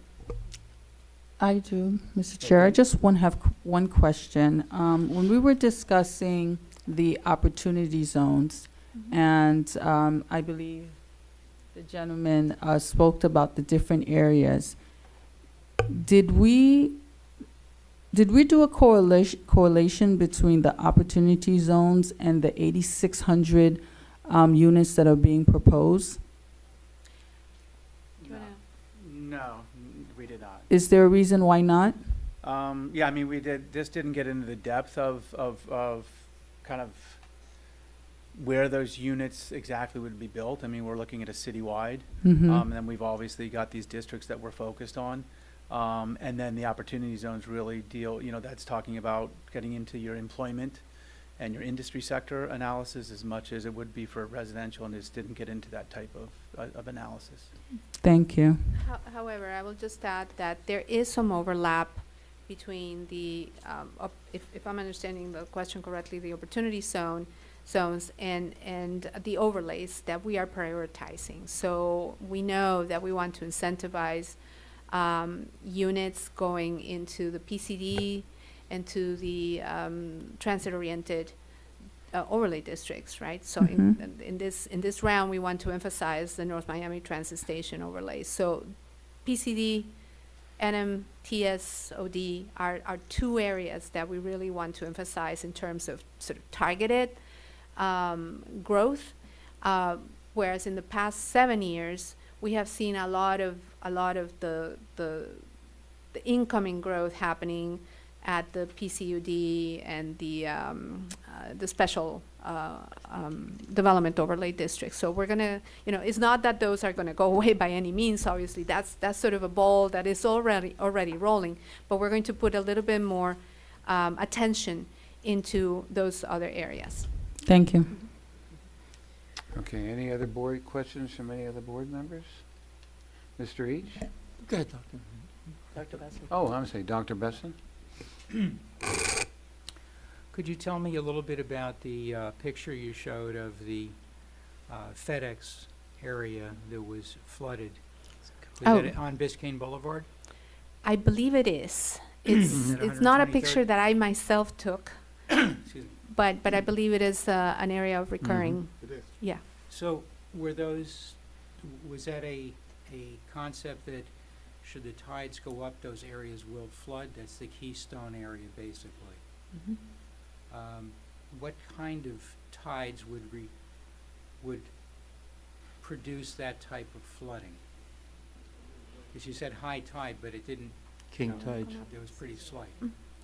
Yeah, I believe that Carla was saying, it's seasonal, right? But, right. Is that a You have king to go to tide? the- Is that a high tide? Is Carla, that- either go to that one or that one. Yeah, that's the seasonal king tide Mhm. that we're referring to. Okay. And has anybody taken into account the fact that there is now some solid science that the Russian permafrost, excuse me, is starting to melt, releasing very large amounts of carbon dioxide, which could accelerate those projections to a earlier time? Yeah, there's a sort of a cone of possibilities, and we can't know precisely what's going to happen, and the further we get out in time, the less we know for certain. So, I mentioned a projection from the Southeast Florida Climate Change Compact for 2040. They have projections going further out as well, but those ranges are even wider for sea level rise, for example. So we can only be as certain as the science today can provide, and that particular group relies on an amalgamation of several projections. So it's considered vetted and as best as we can do at this time. Thank you. Okay. Any other board members have any questions? Can I add Yeah. just something Oh, to Kenny does. what Carla said? This is one aspect where I think our monitoring, tracking statements are pretty important, because we need to keep track of that science as it continues to be refined. And you probably were listening to the same report on NPR that I was listening to this afternoon on the permafrost. Yes, I was, in the Siberian permafrost. Yes. Mr. Each? I have a couple of questions. I wasn't here on the 6th. Yes, sir.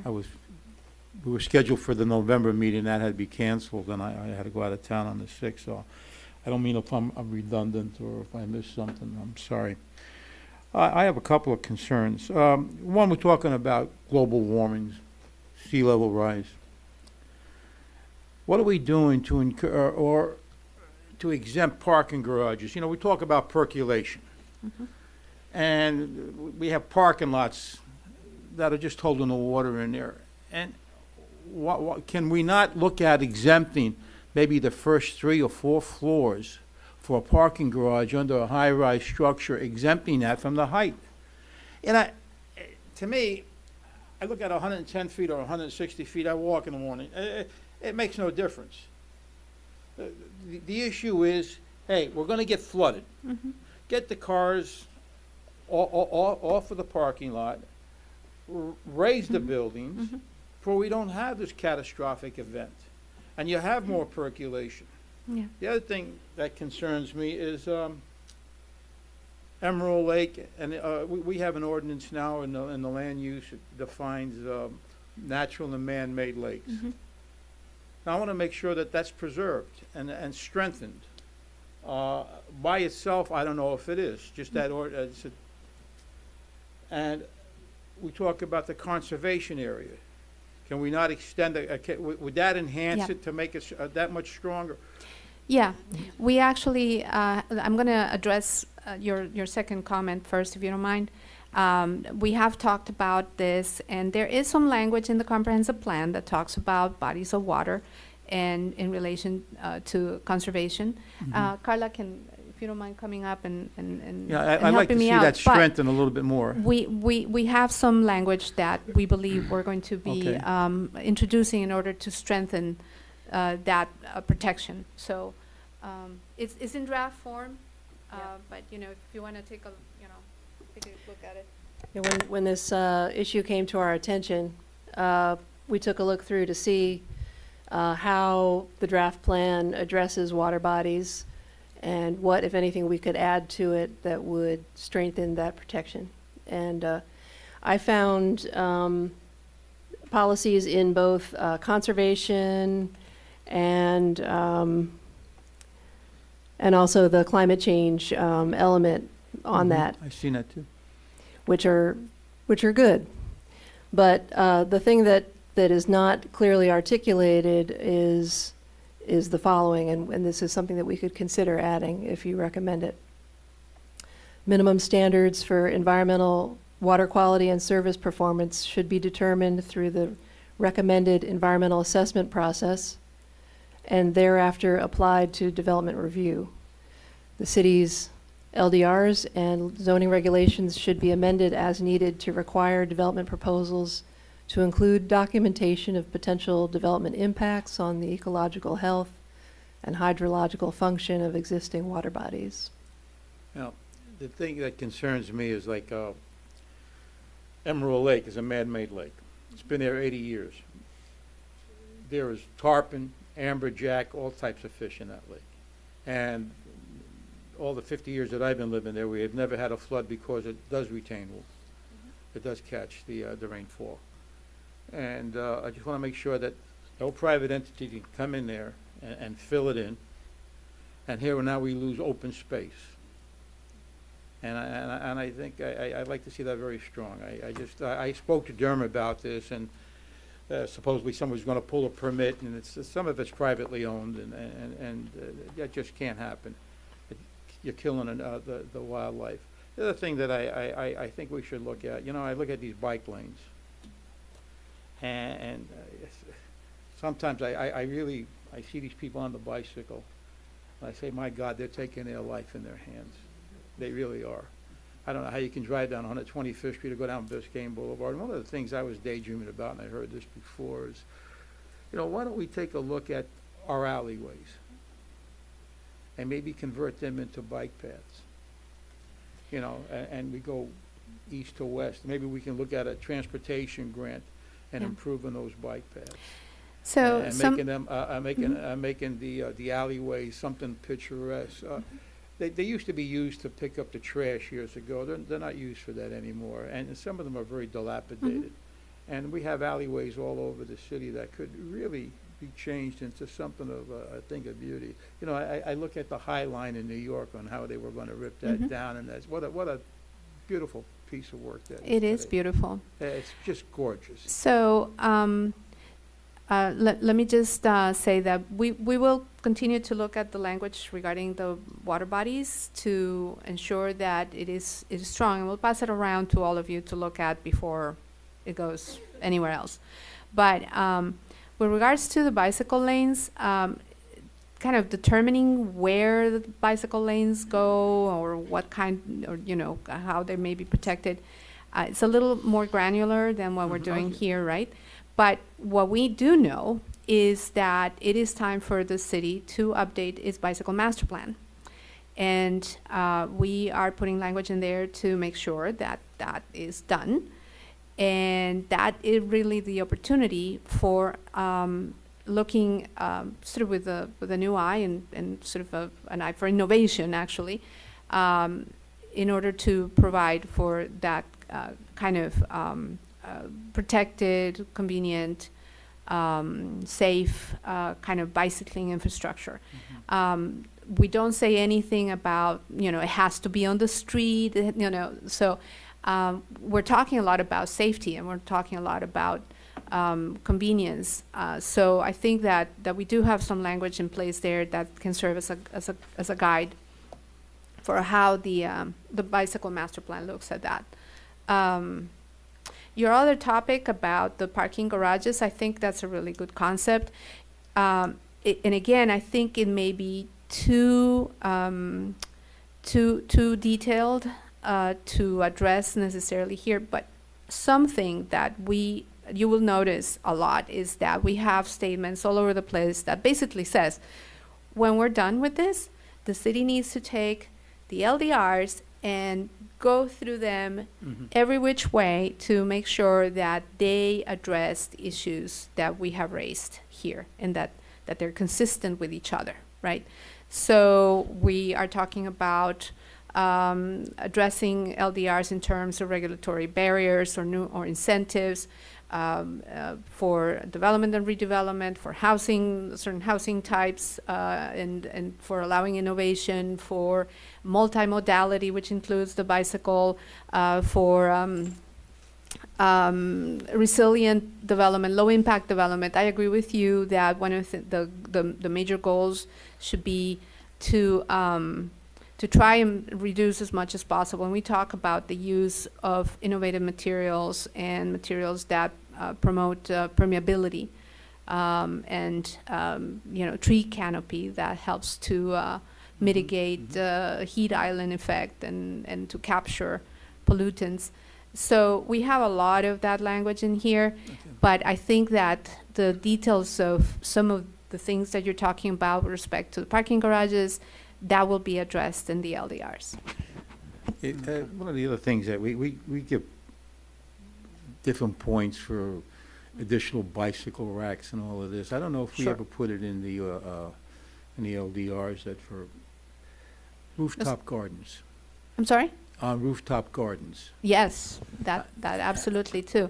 Now, the city has a green building code already in the LDRs, and I think that maybe Carla remembers, but I know that policies that we have in here with respect to that say, let's take a look at the LDRs and take a look at the green building code and see, in the last 7 years or however long the city has had the green building code in place after the previous plan cycle. Let's take a look at it and see, what progress we have made with new technologies and new concepts and, what we need to incorporate into our incentives program. So Captures everything water from and all that, rooftop gardens to blue roofs that capture water and Captures water. right, exactly, all of that. Yeah, they're doing that in Cook County at the county Mhm. court, yeah. Yes. Okay, is that it, Mr. Each? Just one other thing I'd like to see also brought up to date would be the existing parking garages that the board of the R1 district, what have you, and they get the glare and everything else. They don't have that we should give them like a time limit of maybe 7 years or something like that to bring them up to date. Okay. I'd like to look at that. We did that years ago with the parking lots where apartments were supposed to have paved lots and they didn't, and they had 7, 8 years to bring it up to date. All We right. should look at something like I think that- also. I think that's very intrusive. Yeah, we can take a look at language that we have in the future land use element and a couple of other elements and tweak it a little bit to make sure that at least we touch on the subject in reference to things that have to happen in the No, LDRs. I have a lot more here, but I won't keep you Oh. here because you'll be here at 12 o'clock and. Well, make I can sure see to everybody getting make sure to tired hand those to now, Debbie. so- Yeah, well, a lot of your items I know of. and- No, I And apologize. they're gonna be in the LDRs, Right. you know. And I think so- what Sylvia was pointing out is that we would go back and Right. just double check to see if we need to do anything to, Right. but that, a lot of that stuff is LDR, at the LDR level. And remember how many planning commission meetings we did for the LDRs? Yeah, Lots of them, right? yeah. We will have most likely a quite robust update to our LDRs. What I found over the years is when we do these comp plans, is this is where you put the juice in it, and that gets done at the LDR. I've been, this is, I think, my 3rd time with the comp plan. Yeah. And if you don't, You're this is where the juice absolutely is at. correct. Yeah. Yeah. Absolutely. And Okay. I want to apologize to you guys for last week's Oh, not being no, here. no, on we December understand. the 6th. We appreciate you being here tonight. So, you follow up? So Okay. I just have like maybe 3 or 4 questions. Touching back on Mr. Each's question about protecting waterways. I know you guys presented on the coastal development area. Coastal management Management. element, yeah. Yeah, so more having conversations with the portion of our city that is heavily residential, single-family homes, that probably won't be seeing developments. Thinking about Biscayne Canal that divides the eastern part of our city. Just thinking about a lot of the residents that have complained about soil erosion from the canal. When we're looking at the capital plan, are we looking at any kind of seawall or water mitigation, or trying to kind of, from a land use or? I'm gonna have to get back to you on that, Okay. because off the top of my head, I can't remember. And I only have like one slide Mhm. with one piece of it, so I have to see what else is in there. Do you remember anything? I'm not sure that there Yeah. is, but yeah, Is that something you guys can potentially evaluate? we can look into it, yes, Okay. for sure. Because I've known in past cities have done programs where they've done that to Yeah. help with soil erosion. I guess my second thing is sticking to the coastal development area. We talked about flooding. As the city now approaches, as you were here last week, potentially projects coming before us, where in the Biscayne zoning area, we're potentially will be looking at 400 feet structures. From your standpoint, I'd be interested to understand how that impacts, or how we can mitigate some of that flooding issues if we decide to go that route. Or is it advisable? I'm not sure how ready I am to answer that question. I am not an engineer. Okay. And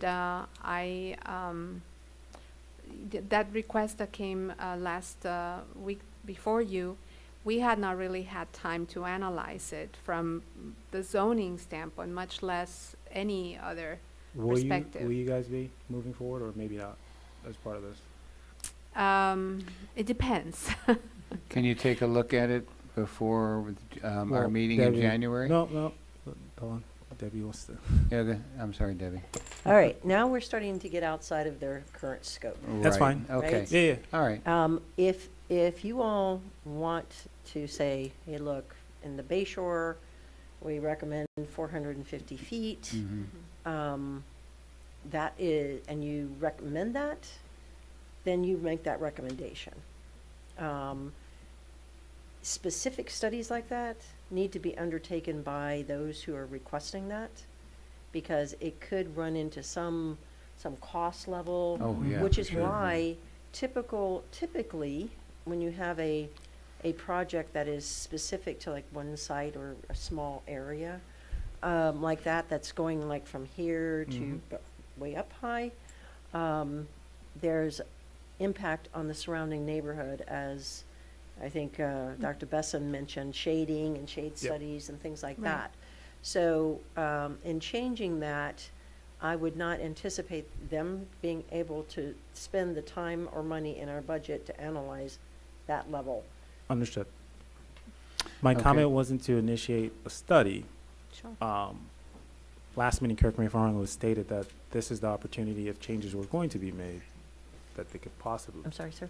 Last Mhm. meeting, I think it was stated that if items are going to be changed from a zoning and land use portion, this Mhm. was probably the best opportunity. That's right. to- That's So that was my correct. only, that was initiating my question. Okay, Not sir. to say we wanted to vote on it or approve Sure. it, just trying to understand if that had been evaluated at some point in time in the Yeah. conversation. Not to that level, Okay. no, because again, that's outside of their scope, and I'm trying to control their scope. No, no, Because, you know, it's understand. like getting scope creep, and then our budget just goes. No. And then my The- last question is, Yeah. when we talked about dwelling units, Mhm. had I apologize. Eric, is it? Okay. Eric mentioned 3D printing. So have we started looking at, or is there opportunity to look at container homes as a potential? I don't know if the city has Yeah. officially outlined anything or any use within our We, we're kind of taking an approach that says, including but not limited to these things, because we don't know. I mean, there's a lot of advances that are being made in housing construction technology.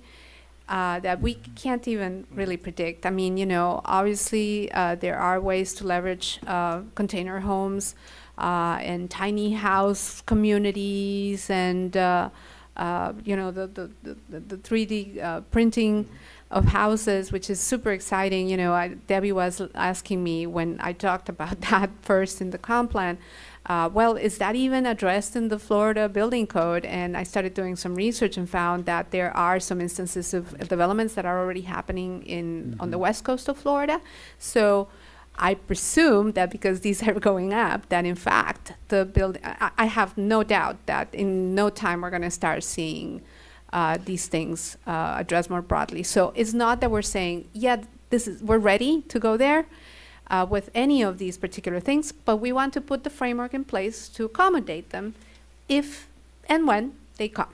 Yeah, they're starting in Broward. Mhm. As a matter of fact, I went to a county workshop on them, on this new project they have with container homes. I'll share that with you independently. Mhm. Yeah, so it is, it is happening. So. Yeah. There is a nice little container house development in, it's I think either Palmetto or one of the other smaller communities on the West Coast that I've seen, sort of like multi-level with gallery space on the bottom and Servarges live work units on the upper levels. One of the ones we toured in Broward Mhm. had, it was 2.5 stories. It was like 10 container cars. It was really interesting the way it was designed and set up. But it's a whole Yeah. thing. So it was really, Yeah. really very interesting. But anyway, we're getting away from. Yeah, that's all I I have. think Yeah, we're ready to we're getting accommodate away it. from We're ready. where we're supposed to be. So But that's okay. Um, That's a good conversation to have because I'll tell you, our code doesn't prohibit it. mhm. Container homes now. We have had a number of inquiries. As long as they meet, at least our code currently, now the LDRs currently, Mhm. as long as they meet the building code. But some homeowner associations may have issues Well, with the container there are homes. issues. It's a positive and negative, as like with anything else. But anyway, we're getting away from what we're supposed to be at. That's all I had. That's Thank quite all you. right. Yeah. It's good So, questions. anyway, so with that, now we're not taking any actions tonight, just a reminder, but I'm going to open the public hearing for anybody who wants make any comments for the report. Everybody will have 2 minutes so that we can expedite things. Okay, come please give your name and address and, yes, sir. Come up to the microphone, give me your name and address. And you have 2 minutes. Thank you, the board to the Board of Commissioners to allow me to speak today. We are here Your previously. name and your. Name and Excuse me. address. My name is Hernando Barreto, and I live in 11930 North Bayshore Drive, Mallorca Tower, 1106. Okay. I am here today to convey the message that a group of residents of North Miami in Mallorca are writing to the Commission to express our strong opposition to any proposed change to the zoning laws on North Bayshore Drive. And we urge you to maintain the current height limit to 100 feet and not allow it to be increased to match the height of the Solemia buildings. We are concerned that increasing the height limit on North Bayshore Drive would have a number of negative impacts on our community. It would lead to increased traffic congestion as more people and cars will be drawn to the area to take advantage of the taller buildings. This could also lead to an increase in air and noise pollution, as well as a strain on our already limited public transportation and parking resources. Furthermore, taller buildings will block out sunlight and views for residents in the surrounding areas, potentially reducing property values and quality of life. The additional height will also create a visual eyesore, disrupting the aesthetics of our community. We understand that the city may be considering This change in order to attract more business and revenue to the area. However, we believe that there are other ways to achieve this goal without compromising the health, safety, and well-being of our All right, community. you have, your 2 minutes is up. Please finish. Okay? We understand the current zoning for this load is 100 and will allow 11 floors. 20 floors will be more than All right, sir. adequate for that area. Okay. Thank you. Thank you. Okay, anybody else? Hello, everyone. My name is Rafael Enrique Erazo, 11950. I'm here to represent a group of people supporting this height in North Bay Shore area. We believe that this is what the city needs. And my time is up? Or what? No, no. Oh, sorry. Okay. Your name and address, I'm sorry. Oh, I did. 11950 North Bay Shore. I'm here for representing a group of people supporting this idea that we have in front of us, this opportunity, this key that has being presented to us to be open this big door of opportunities. I want to thank the lady here that she presented this very complex plan. I believe the city has is a bright future ahead, and we should all take advantage of it. We should not stay stuck in the past, and we should move on. I believe that this is an opportunity that we should not miss. Just think about everything that is going on and the troubles that the city is having right now. If we don't move on and we don't take actions in this, pretty much we all have to maybe buy kayaks. I mean, the streets are flooded. It's very hard to actually, just a little bit of rain and we have very big troubles. So thank you for taking this as consideration. I appreciate it. And let's just very excited for the future that the city has. Thank you. Okay.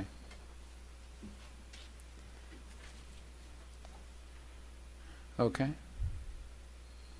Name and address, please. My name is Christina Boza. I'm at 1050 Northeast 131st Street. We are also a community, and I am sorry, I am remiss in not introducing myself sooner. I've been here for 3.5 years. We're a cooperative. We are a food forest on a half acre in a home. We build gardens for low-income residents, food-producing gardens. We are already acting as a climate resiliency hub, a sustainability hub. We have been funded by the county, but not by the city of North Miami. We've tried to work with the Office of Sustainability, but it's changed folks a few times. We have hosted hundreds of workshops on how to grow your own food, how to compost, how to be more resilient in our climate situation. And I would like to see, we proposed building a small butterfly garden, like right in front of City Hall. And I was told by the Office of Sustainability that there wasn't budget for that. And it was only a few $100s. And so I feel very concerned as we are on our own raising money from the community, from other funders, to plant trees. We've planted hundreds of trees. We've given away thousands of plants for free. We also deviate thousands of tons of compost from the waste stream by offering a compost drop-off program right at our house. We're building a 30 model seconds. of how we can do this, that we can replicate and we can share and want to share with y'all.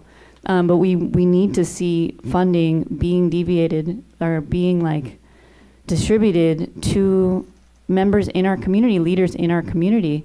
And I think there's probably a lot of Creole speaking folks in our community. I think these things should be translated for those folks as well. I would love to see coastal restoration rather than coastal development. I think that's really important. I would also love to see gray water as something that is added into the framework to accommodate. We spoke about that. I don't know if anyone's Sorry, thought about your that. 2 minutes are up. I hear you. Does anyone want to keep hearing me? It's up to Yeah, the- go ahead. You have a little bit left. Go ahead. Thank you so much. I really appreciate that extra time. And I wonder if that is something that could be added, gray water. Has anyone thought of that? We just had a conversation about tiny homes. Does anyone know what that is? Gray water? Do y'all know what it is? It is? because we've been wondering about that, and also wondering, because we also do rainwater collection. We have a 500-gallon rainwater collection. We've built a model to build that in other homes as well. We received a small grant from the Miami Climate Alliance of just $3,000, so we can build that. It's $750 per home, so we can build that for other folks. So I Okay. wonder if that is built into this plan of homeowners being able to add rainwater and gray water as well, because I think that's like a huge way that we can like solve our wastewater problem is through gray water. Yeah. I have a lot of these things that I'm happy to share and would love to share more Well, of, but We have 2 town hall meetings coming up. yeah, So on the 19th and the 20th, so please bring your ideas to the town hall meeting, cool. okay? Thank you so much. Thank you very much. All right. Okay? Yes, yes, sir. Madam, hello. Ma'am? Well, what's your name again?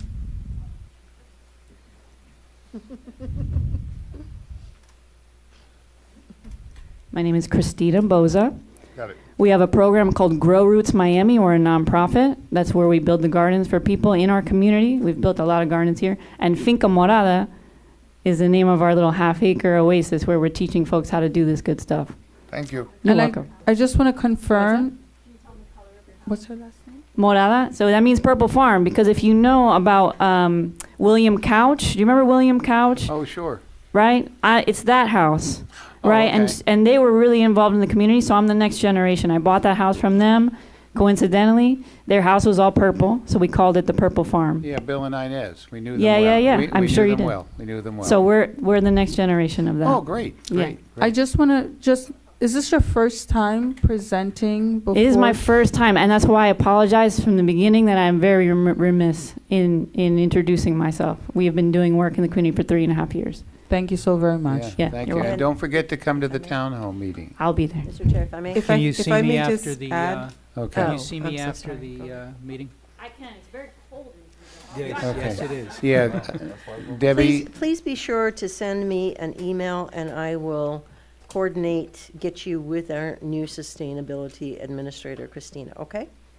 Thank you. Also, Perfect. if I could just add, for anybody who's interested in attending the town hall, we do have the flyers on the desk on the back, so you don't have to try to remember. Just make sure you grab a flyer. It has both dates and location. okay. Ms. Medina, Hello, name and address, please. Marisol Medina at 1270 Northeast 124th Street, North Miami. A lot of great things have been discussed today. I'm very glad that I did come in and a few more people came in this meeting on the second round. I did want to speak in favor of making some modifications on Bayshore. I do think that we could definitely benefit from bringing a larger project into that space to match and if not be better than what already exists there. There's been a long history of a lot of development in spaces that don't match in the city because of the lines that were created.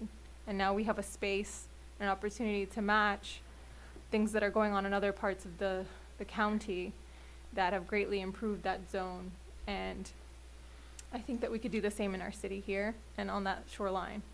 I also wanted to speak in favor of auxiliary dwelling units such as shipping units. That is a great, great concept because there's so many little lots of land that cannot house a lot. They can't sustain a lot. And if we could build a code that creates a standard for that style and make sure that things are being built adequately, that we could see a big change in the lifestyle here in North Miami, bringing many different groups and ages into this community. I'm very happy about the young lady who just came up here in the La Casa Morada, also something we need to nurture in this community so that we can create a sustainable future, not only in our own homes, but as a community and set a standard for the entire country. So thank you guys Okay. for your time. All right, thank you very much. Is there anyone else? I that had a would quick like question to- for Ms. Modena, if that's okay. Pardon? I had a quick question. Let me back it up here real quick. Last meeting you came up and you talked about two issues. You talked about Bayshore, and then there was something else you mentioned about 125th and and I think it got lost in the conversation about Bay Yes. Shore. Mhm. But I wanted to get that captured so our consultants here could hear it, maybe take it on the Okay, record. so the current overlay ends on 125th and 4th Avenue. And there are 2 projects going on there that are creating an entire arts community in North Miami, and they're doing it without any lines being changed. But I think that if it could favor over just a little bit more closer to 3rd Avenue, we could see even a bigger community of artists and cultural events coming through to North Miami with the Copper Bridge Arts Hub is the one I'm specifying Yeah. for it. So that would be 4th Avenue, just a couple of parcels over, and I'm gonna say like maybe a street over.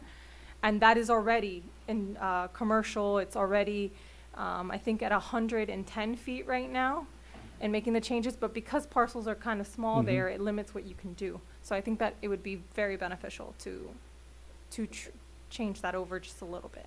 Okay. Mr. Each, remind me. Are you asking to extend the PCD overlay? I'm not sure what that's called because it was changed. I know that there was a Yeah, it was- NRO and there's a PCO Yeah, it was and a. changed. That's where they there's built the recent 3-story It's the PCD. That's on the rental back unit. side of that That's on the street. back side. Yeah. So what she's talking is Oh, it's on extend- 125th. correct. Right. So it would be the extension of, Yeah. That That- three-story, That It was does, like, a recently weird- that was recently changed a few Yeah. like a year and a half Actually, ago. it probably needs to, if we were going to do a change light, it needs to go to Griffin Boulevard, because some of the arts things are like 1 block away. Yeah. You just need to go to, it really needs to go to Griffin Boulevard if we're going to Yeah. I would agree. consider that. I think so, because I think there'd be like one more, the churches Yeah, are well, there. Yeah, because there's the and that would church, be the and then there's church. that awkward Right. triangular split in the road, Yeah. Yeah. and then you have that property. and then So the rather cross. than 3rd, it would probably be better to move it to Griffin, which would be I the think next. there is no more streets. I think Yeah, it goes the- Yeah, from then it 4th abuts to the canal, and Yeah. then you get the bridge going Yeah. over. Yeah. Yeah. Yeah. So, Okay. yeah. okay. Thank you for coming All right, back. Thank you, Thanks. Mark. I I- appreciate thank you, you. ma'am. Yeah, thank you You're for doing a coming great job back. up there. Okay, all right, oh, we have one more, okay.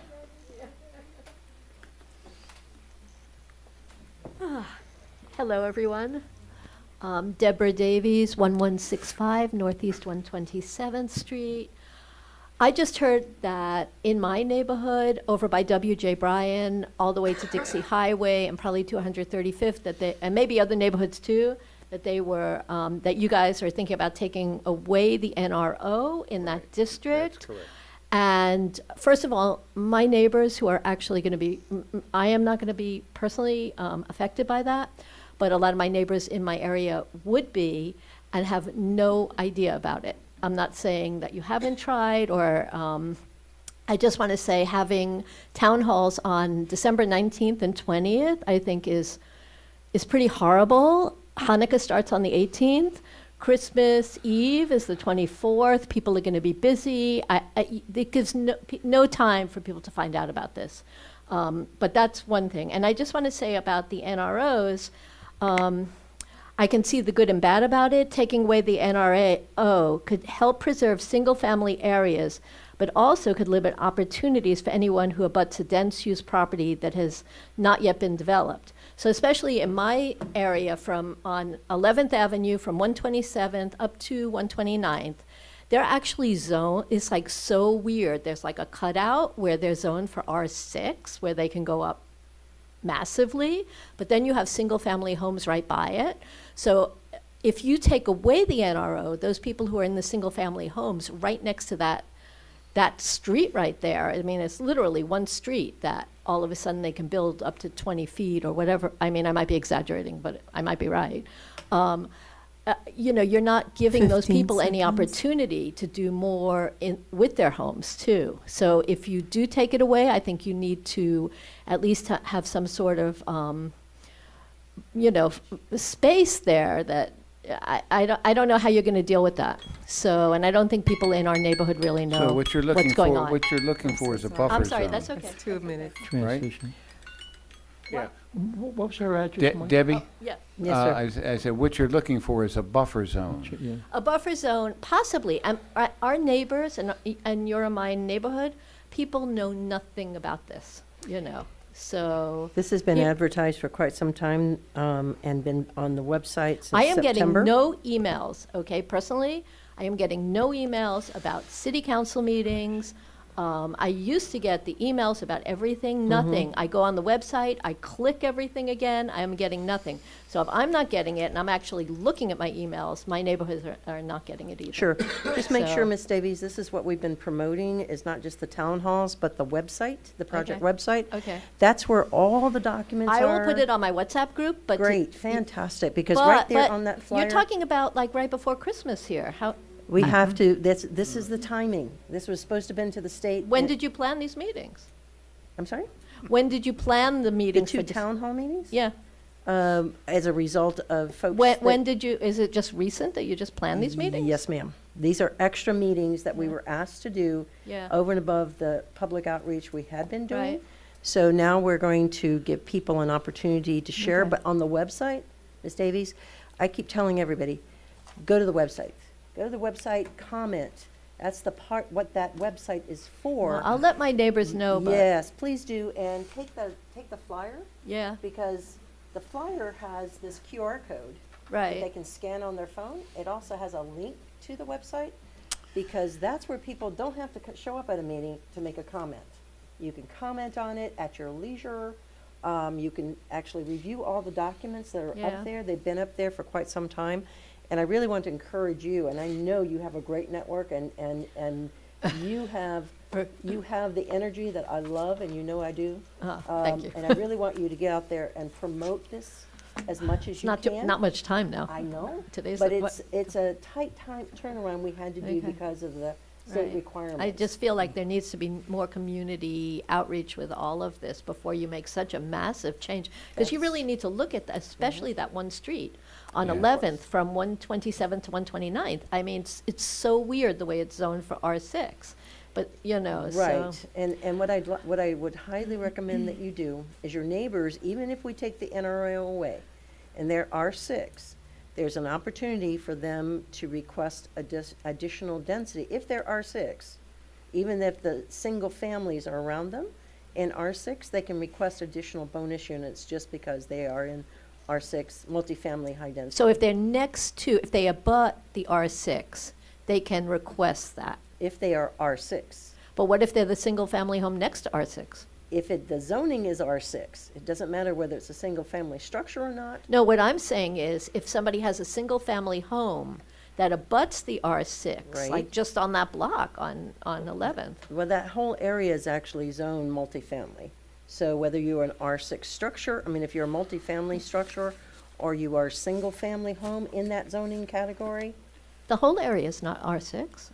Ms. Davies, I don't. Okay, okay, you I'm probably trying to know. give you some guidance here. Okay. So that when you do talk about this. Yeah, If it's in R6 and the single-family homes are R6, or if they are R2, and we take away the NRO, one of the things people can do, if they can show that they have been moving forward with a plan to do a higher density, to take advantage of the NRO, they can apply for vested rights, and that will allow them to continue to move forward with their project. But it can't be, I'm thinking about doing this, 3 years down the road. You follow? So that's all the stuff that we'll hope that. but you understand what I'm saying also. I do, Miss Davies, 100%. You're- Okay. Okay.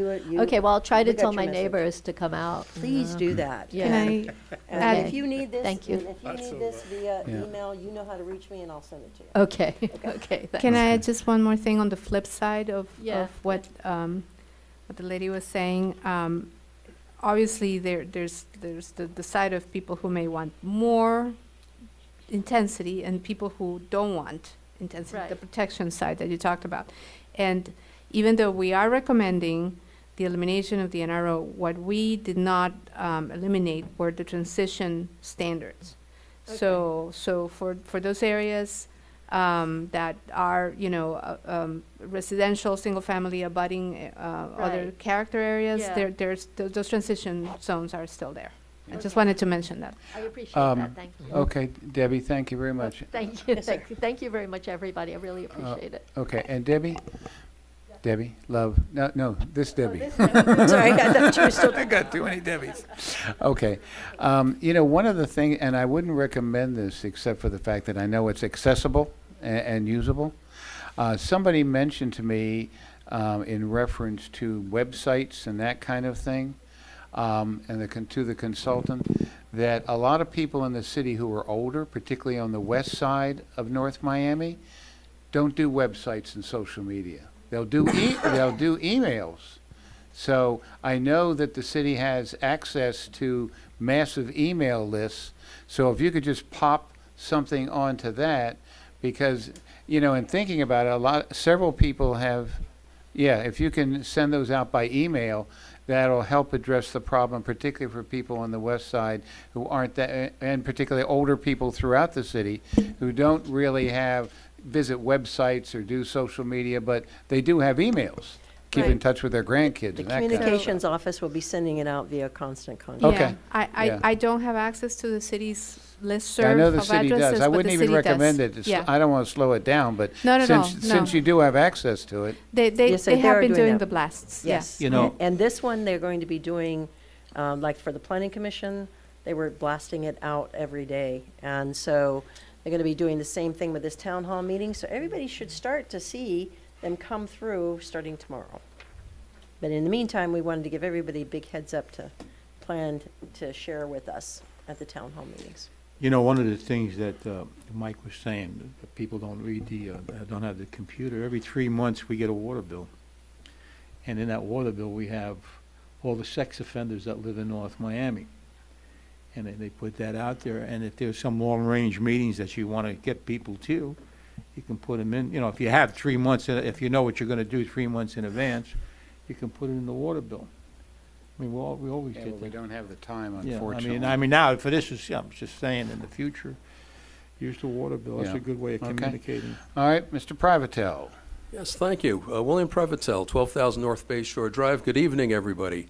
And thank you very much to the consultants for that very, indeed, comprehensive presentation with a lot of information and delivered in a very measured way.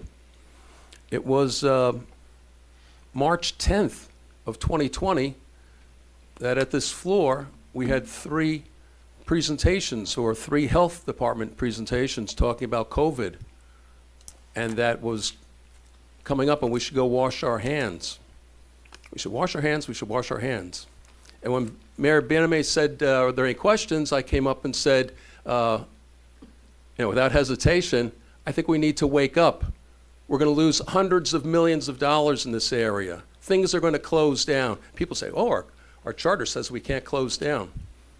And what happened 2 days later, on March 12th? Our city closed down, and most of the country closed down. I don't know if we're reading between the lines, but it should have been flashing on the screen, and somebody's hair should have been on fire when it talks about the infrastructure that we need to address. We have no money for this, zero really accounted for there. There is little account of, there's, yes, discussion of disaster relief, but we have single-family residences that have dry rot, that have termite damage, that are not hurricane hardened, which will rip apart. We have our supposed high-rise, our 12-story buildings that have rotting rebar that are not going to last.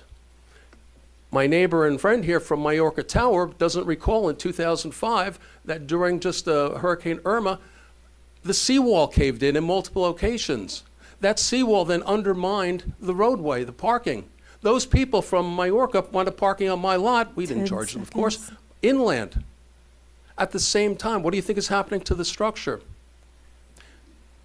Has anybody ever seen construction here any time that you didn't see new construction with rebar coming up that was covered in rust?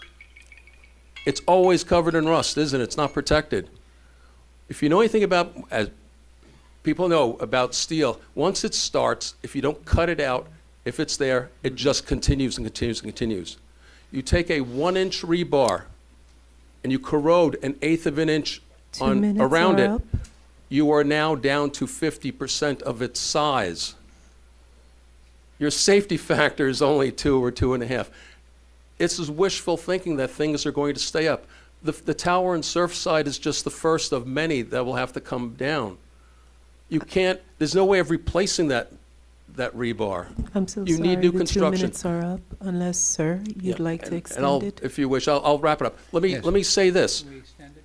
Can we extend it? The, He said the he's only gonna wrap real it up. hope we have is really to replace as much as possible across the city with hurricane-hardened structures. We have to do this because we're so vulnerable. It's not just percolation. We got to see the water table is rising up with salt water. The water that won't even have a place to go. And then for a Category 4 or 5 hurricane, we are ripped apart. And believe me, North Miami is going to be the last one on that list if the coast of Florida gets devastated. We're not high priority for anybody to come here and save us. It'll be years of recovery to come back. We need to do this ourselves. We need to take this in our hand and encourage as much redevelopment as possible to be able to charge these people to get the taxes to apply it towards infrastructure as soon as, but yesterday, last week, last decade, because it's going to come, and it's going to come quickly. It could become this season or whatever, when we get that 4 or 5, and everything else that's happening. It's happening all at once, and it's not just another day. It's not like when this building was built 50, 60 years ago. All the dynamics have changed. Climate change, rising sea level, the economy, they're all coming in at once like a tsunami. Literally and figuratively, we have a tsunami on our hands. Okay. And I ask that we encourage quality, strong redevelopment as soon as possible. Redevelopment, if it's higher, thank God, it'll address this cost of having shade trees. Yeah, it's great to have shade trees, but if we could just shade the whole city, wouldn't that be great, and save money and save, all the damage that the sun does these days. So thank you for considering that. I don't know if you have enough votes for the Bay Shore zone to be able to pass that tonight. No, we are Certainly if you taking, did, it Bill, would be appreciated. We are Bill, not we are voting on anything, taking- Mr. Prevost, well, tonight. As we stated in the beginning, Okay, we're not taking any votes tonight. that's fine, that's fine. I know we have the intentions, I think everybody realizes, the No, importance of doing this. we'll be here Yeah. on January the 8th, it's January 8th, January 3rd. Okay. Excuse me, January the 3rd, Okay. for when we will be taking a vote. Okay, sounds good, because we Okay. really need this tax revenue to start to address these Okay. problems, and we need to get it wherever we can as soon as we can. Okay. Thank you very much. All right, Appreciate thank you, it. Bill. I have a question. Can rebar be coated? Can rebar be coated? I'm Some- aware that it can be. Sometimes it is. Ideally, you'd like to have stainless steel, but that doesn't work. What's really the best option these days is there's a borax rebar for new construction. It's 3 times as strong, it's like half as light, about the same price, right? And then you don't have to worry about it. There's a reason why certain regimes built without rebar, because they wanted their 1,000-year of construction to stay in place. When you have the steel in there and it gets exposed just to moisture, even if it's not raining, there's moisture in our air, that starts to corrode. It comes off the factory already corroded. It's on the truck corroded. It sits there on the site corroded, and then you see it sticking up out of the construction already corroding. That only gets worse. It only gets worse. And, as I'm saying, you take a little bit from the outside of that diameter, you've now half the surface area, half of the cross-sectional area. You take a little bit more, and you're talking about failure. The compressive load going down, mostly picked up by the concrete, which actually gets stronger, but the tension Okay. load is worse. The Okay. tension load is, if you get a lateral force, you're in big trouble. All right, thank you, Bill. Thank you. Thank you. Okay, is there anybody else that would like to come up and make a comment?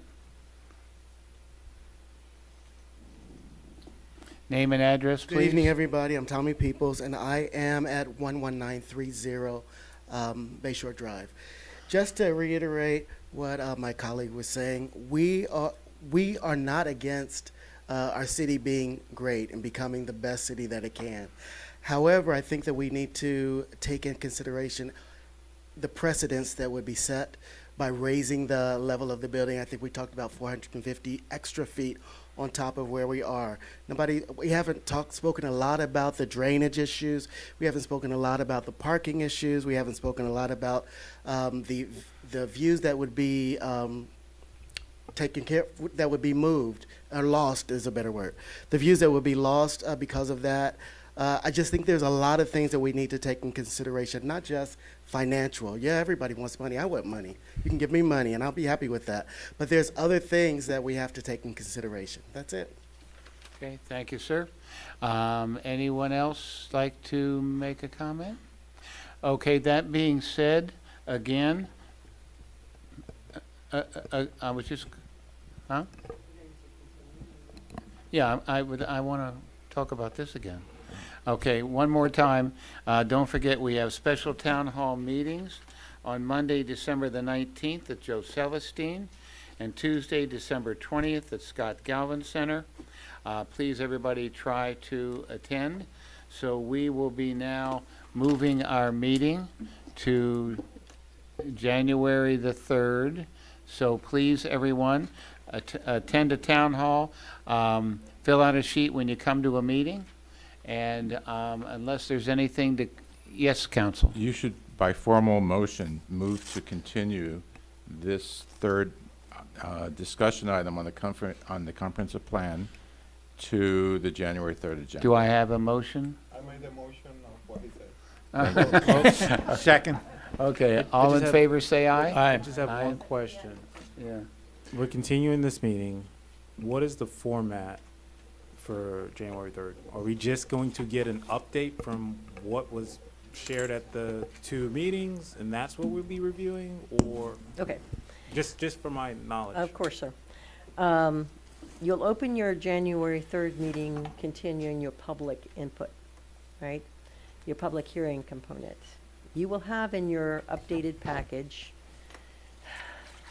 a summary of the comments and recommendations that have occurred at the town hall, or that we've received at any of the meetings, those other upcoming little events that Sylvia mentioned. Don't forget to stop by and say hi to us. Take the survey, we'll help you if you need help. After that, you will then need to be prepared to vote. And we are going to recommend that you do it by element, because we will have a spreadsheet in your report. It says future land use. Here are the suggested edits or things people would like for you to include. Then you vote on that element with or without those or others that you all may bring to bear, or you've heard at that public comment period, because you still have public hearing is open. And after you close it, then you'll vote, and you'll vote per element and make recommendations of yay or no on each of those items, or you'll vote on, if Mike, you come up with something on the 3rd, then you and the rest of the commission would need to vote on that as well. Okay. All right. I'm good, yep. Okay. I wanted to, well, at that time, is that where we bring up the additional zoning issues? The land use, yes. Because we have received, for the same Emerald Drive location, we have received 2 additional requests to support the high-density residential designation. As you know, staff told you at the last meeting that we support that change. It makes sense. It makes those properties conforming. And we would document that, but Mr. Held is going to speak to how that would have to occur. Okay. Okay, with So- that, So I think she wants me to do that now. Yes, because it answers Commissioner Clark's question. okay, Counsel? So on and I think I've said this earlier, on matters that you have already taken a vote, if somebody wants to have the commission consider a contrary position, somebody from the prevailing side needs to move for reconsideration. And you have a vote on a motion for reconsideration of the issue you previously determined. And because we are continuing this item, it's permitted. I think Roberts says you're supposed to do it at the next meeting, but this is an open meeting that has been continued, so Right. We're allowing it Okay. again. I wanted to ask the question if you wanted to start earlier on the 3rd, like the 5 o'clock. I think it makes it harder for people to be able to attend at 5 o'clock, but I certainly, it's certainly up to you all No? to start at 5 Okay. o'clock or not. It's just a thought. Maybe 5 you is should be good. prepared for a long meeting then. We have Yeah. two, we have two Well, or ma- three ma- items maybe what we before ought to do, so maybe it was five, maybe 6 rather than 7. That would give us an extra hour. Why not 5? Well, because a lot of people- Some No, people we're can't just make that- the we're- meeting. We're throwing that out to you all. You They're have back to vote at on work. that. Yeah. It was like last meeting we had, I wasn't here, a lot of my. Yeah, neighbors so couldn't why make don't- it. how about How's 6? 6? 6? Yeah, let's do 6. It's board discretion, so you Okay. debate it. 6 I'm o'clock. retired, I can do 5. Well, 6 p.m.? 6? Yes. Edward? I'm fine with 6, yeah. Okay. 6 p.m. Okay, all right, one, so it'll be three- 6 o'clock on January the 3rd. 3rd. Third, and Yeah. council, right here. We will be all here. Before we sign on, may I? No. Okay. No, go ahead. So Sylvia, Detica, and Eric and Carla, good job. Thank you. Carla, that was an outstanding presentation. Thank you. That's nice. Okay, worth motion thinking about. to adjourn. I have We a d- motion to adjourn. So moved. All in favor? Take a vote. Aye. Okay. Did you take a vote? You just said, I didn't hear a, No. I- Yeah, we said aye, everybody. I know you said the aye part, but I didn't get a motion as to who made the motion. It was, Oh, Mr. Kenny, McDermott did. yeah. Okay, so it was Mike, and who seconded it? Naomi. And 6, thank you very much, I appreciate it. Thanks. And thank you, everyone who showed up and sat here through that presentation, we appreciate it. All right, so Hector will talk to you. I have a doctor's appointment at 1:30, but until then, I'm okay. When I get my proctological examination, I'll be fine. Oh, you're gonna do the, The annual